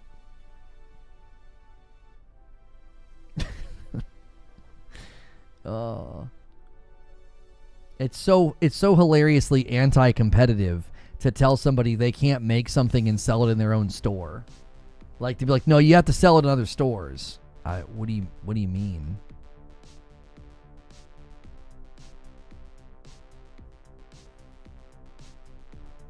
What are you talking about? It's like, it's theirs. Why should they have to let you buy their content elsewhere? Also, they can't just put their games elsewhere. They have studios that are making games for the PlayStation. Are you going to sue Nintendo next? Right?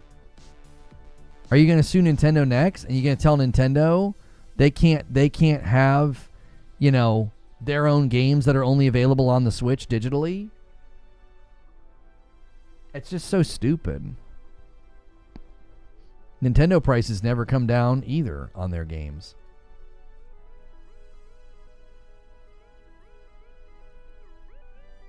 You can already buy the games in other stores, not just on the PS5. No, there are games that you can't buy, like you can only buy them digitally from the PlayStation Store. And my response to people that are upset about that is, maybe spend some of your money on Kleenex so that you can cry more. It's just stupid. It's a luxury market. They don't need to make the game available everywhere. That's dumb.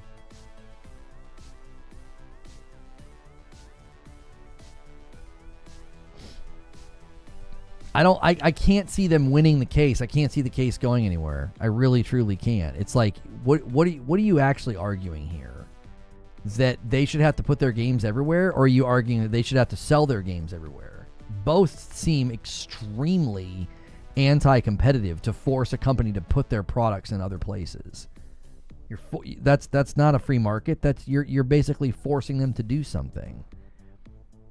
What do you make of the Epic Apple lawsuit and the EU leading to this all this nonsense? I didn't really follow the Epic Apple lawsuit.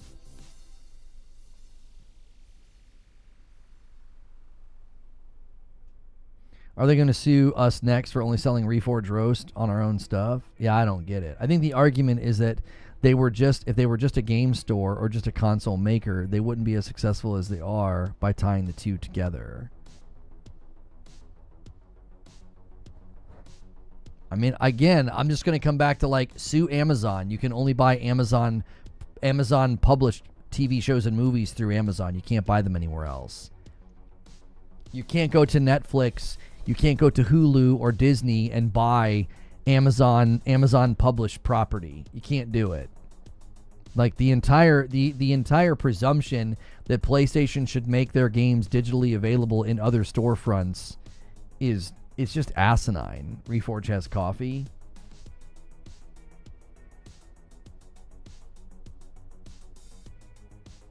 Yes.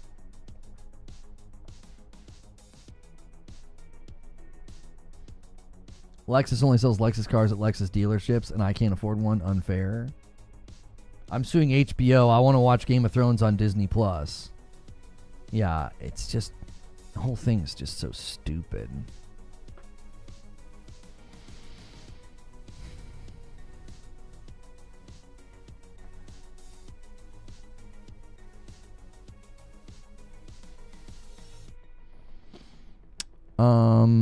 Hang on a second. Just want to check something here.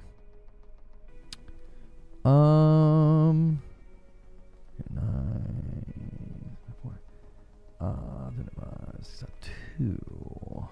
Okay.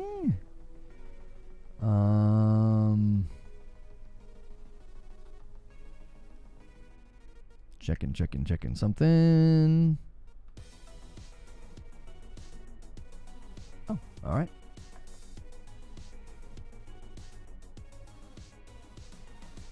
There's no such thing as just a console maker. The console exists for the games, and the hardware makers have the right to make their own games. These lawsuits are stupid scammers. The question is one of fact, depending on how you define markets. I agree that I think it's overreach, but the Europeans are far more protective of, quote, fairness.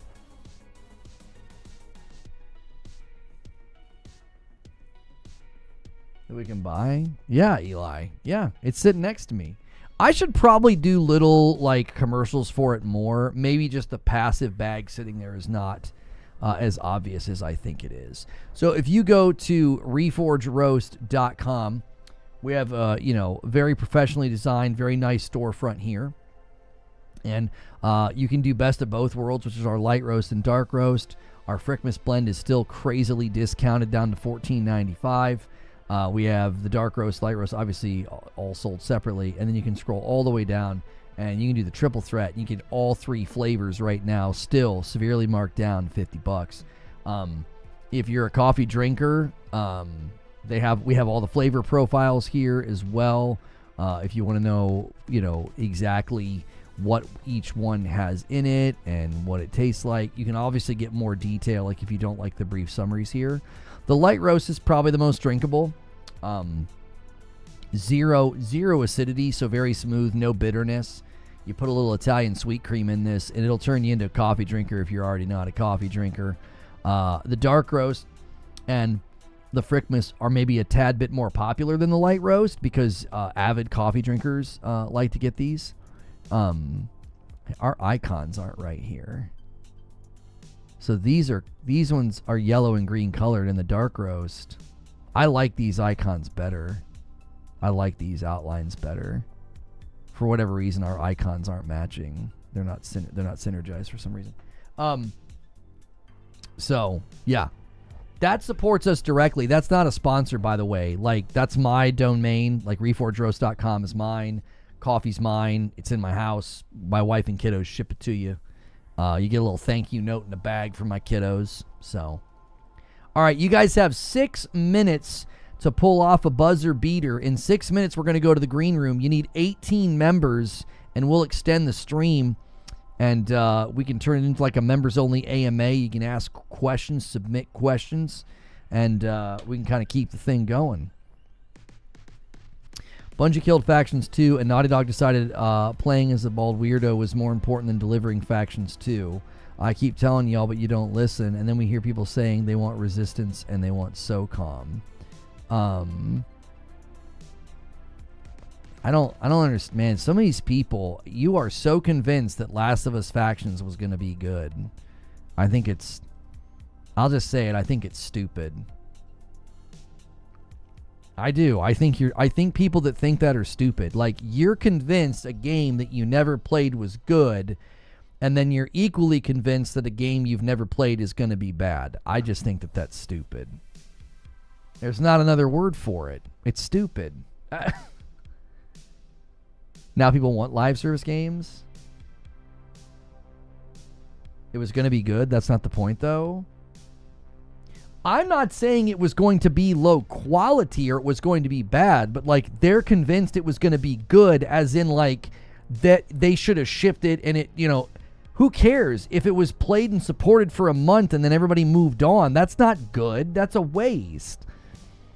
The obsession with her being bald is hilarious. I mean, when your masculinity is fragile, all it takes is a woman being bald or muscular for you to be threatened. It's just fragile masculinity. She's bald and tough. Oh no, that is scary. I just learned long ago not to assume standards and practices in the U.S. apply to EU, Canadian, or the Asian market. Sometimes they do, sometimes they don't. It doesn't matter how good or how long it would last. Naughty Dog didn't want to do what it took. That's all that matters. Right, which means it wouldn't have been good because they would have launched it and then it wouldn't have got the support that it needed, and then it would have been viewed as a failure. Like, it would have been viewed as a failure. So it's like, is that what you want one of your premier, tentpole developers doing? Is that what you want them doing? Shoveling out a live service game that fails? Like, Firewalk was an embarrassment enough. You want Naughty Dog doing that?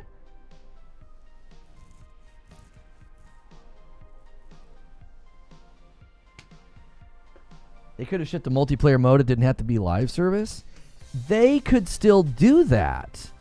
Everyone's just assuming that they could not decide to retrofit what they built into The Last of Us Part 3. You just never know. Kind of like how Sucker Punch gave everybody Ghost of Tsushima Legends for free. It could certainly get pulled off the shelf in the future. But this idea, it is literally stupid. That's the only word I have for it. It's stupid to think that one of PlayStation's quite literally one of their best developers, one of their most award-winning developers, you wanted them to ship something that they have told you they didn't want to do because it would have converted the whole studio into a live service game. And you're still gonna moan and whine on Twitter like entitled children, like, yeah, Bungie took that game from us. Man, oh man, people are just not paying attention. They're not paying attention. The last thing you want is a studio making something or supporting something that they don't want to support. That's the worst thing you could do. It's the worst thing you could do. You know, if any of these studios were like, we were going to do this thing, but it was going to completely detract from what we're known for, our core competencies. What we're known for is big narrative-driven single-player games. It would have taken away from that. And we didn't want to do that. And you're like, yeah, but you should have shipped it anyway. Just shut the frick up. Shut up.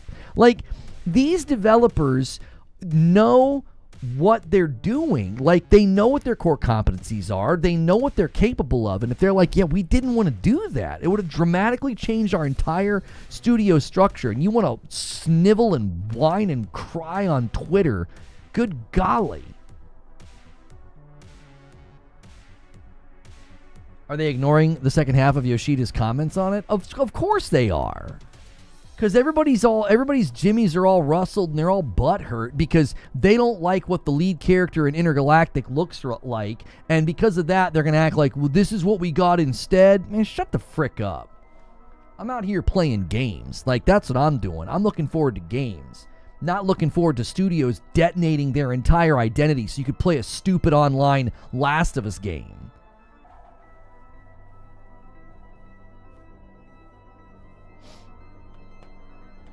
For studios to ship live service games is only bad when we think Jim Ryan did it. Yeah, that's exactly right. Everybody's all mad at Jim Ryan for forcing live service, but you're out here acting like, oh, they should have done it even though they didn't want to do it.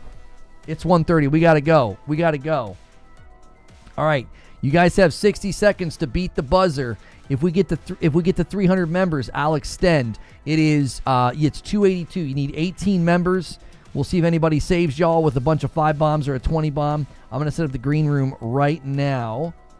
I've got it set for 130. I've got it set for member plus or higher. Why is it not set? There it goes. It's saving. Eligible members will get notified. Okay.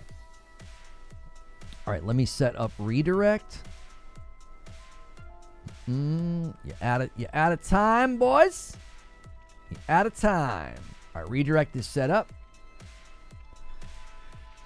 And I'm going to close this. I'm going to get you guys a link. Let me clear the question command as well. So that's ready for tomorrow. Okay.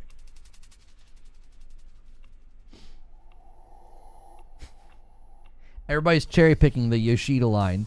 Last of Us, Naughty Dog's canceled Last of Us Online game was great, says former PlayStation exec.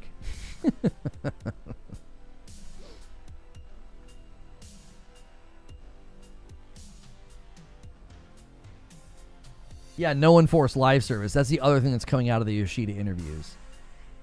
I told you, it's like every single narrative is just getting absolutely, utterly destroyed. It's like there's not a single narrative left standing. They're all dead. Every narrative, every false claim, every lie told just continues to shatter. You're like, well, I love exams personally. Always have time to shine and show what you've learned. Oh, somebody got exams coming up? All right, hang on. I don't have it pulled up just yet. Hang on. I'm going to spam a link in chat and we're going to go to the green room.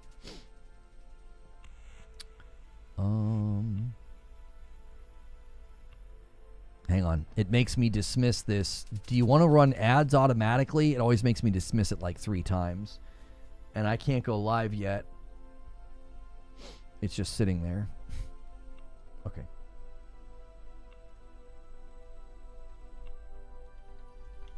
All right, there's the link in chat. That's where we're going. We're going to the green room. If you want to come with us, you need to be Member Plus. It's a $6 membership instead of $5. The $5 membership is reserved for gifteds.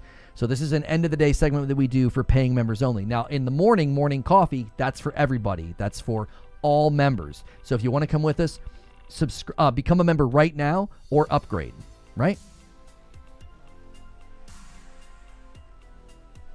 Thanks so much for being a paying member to this channel. Member Plus and VIPs, you guys are the best, man. Paying to directly support the channel. I hope you enjoy this extra segment every single day. A little behind the scenes, a little bit more laid back, where we kind of figure out what we're going to be doing.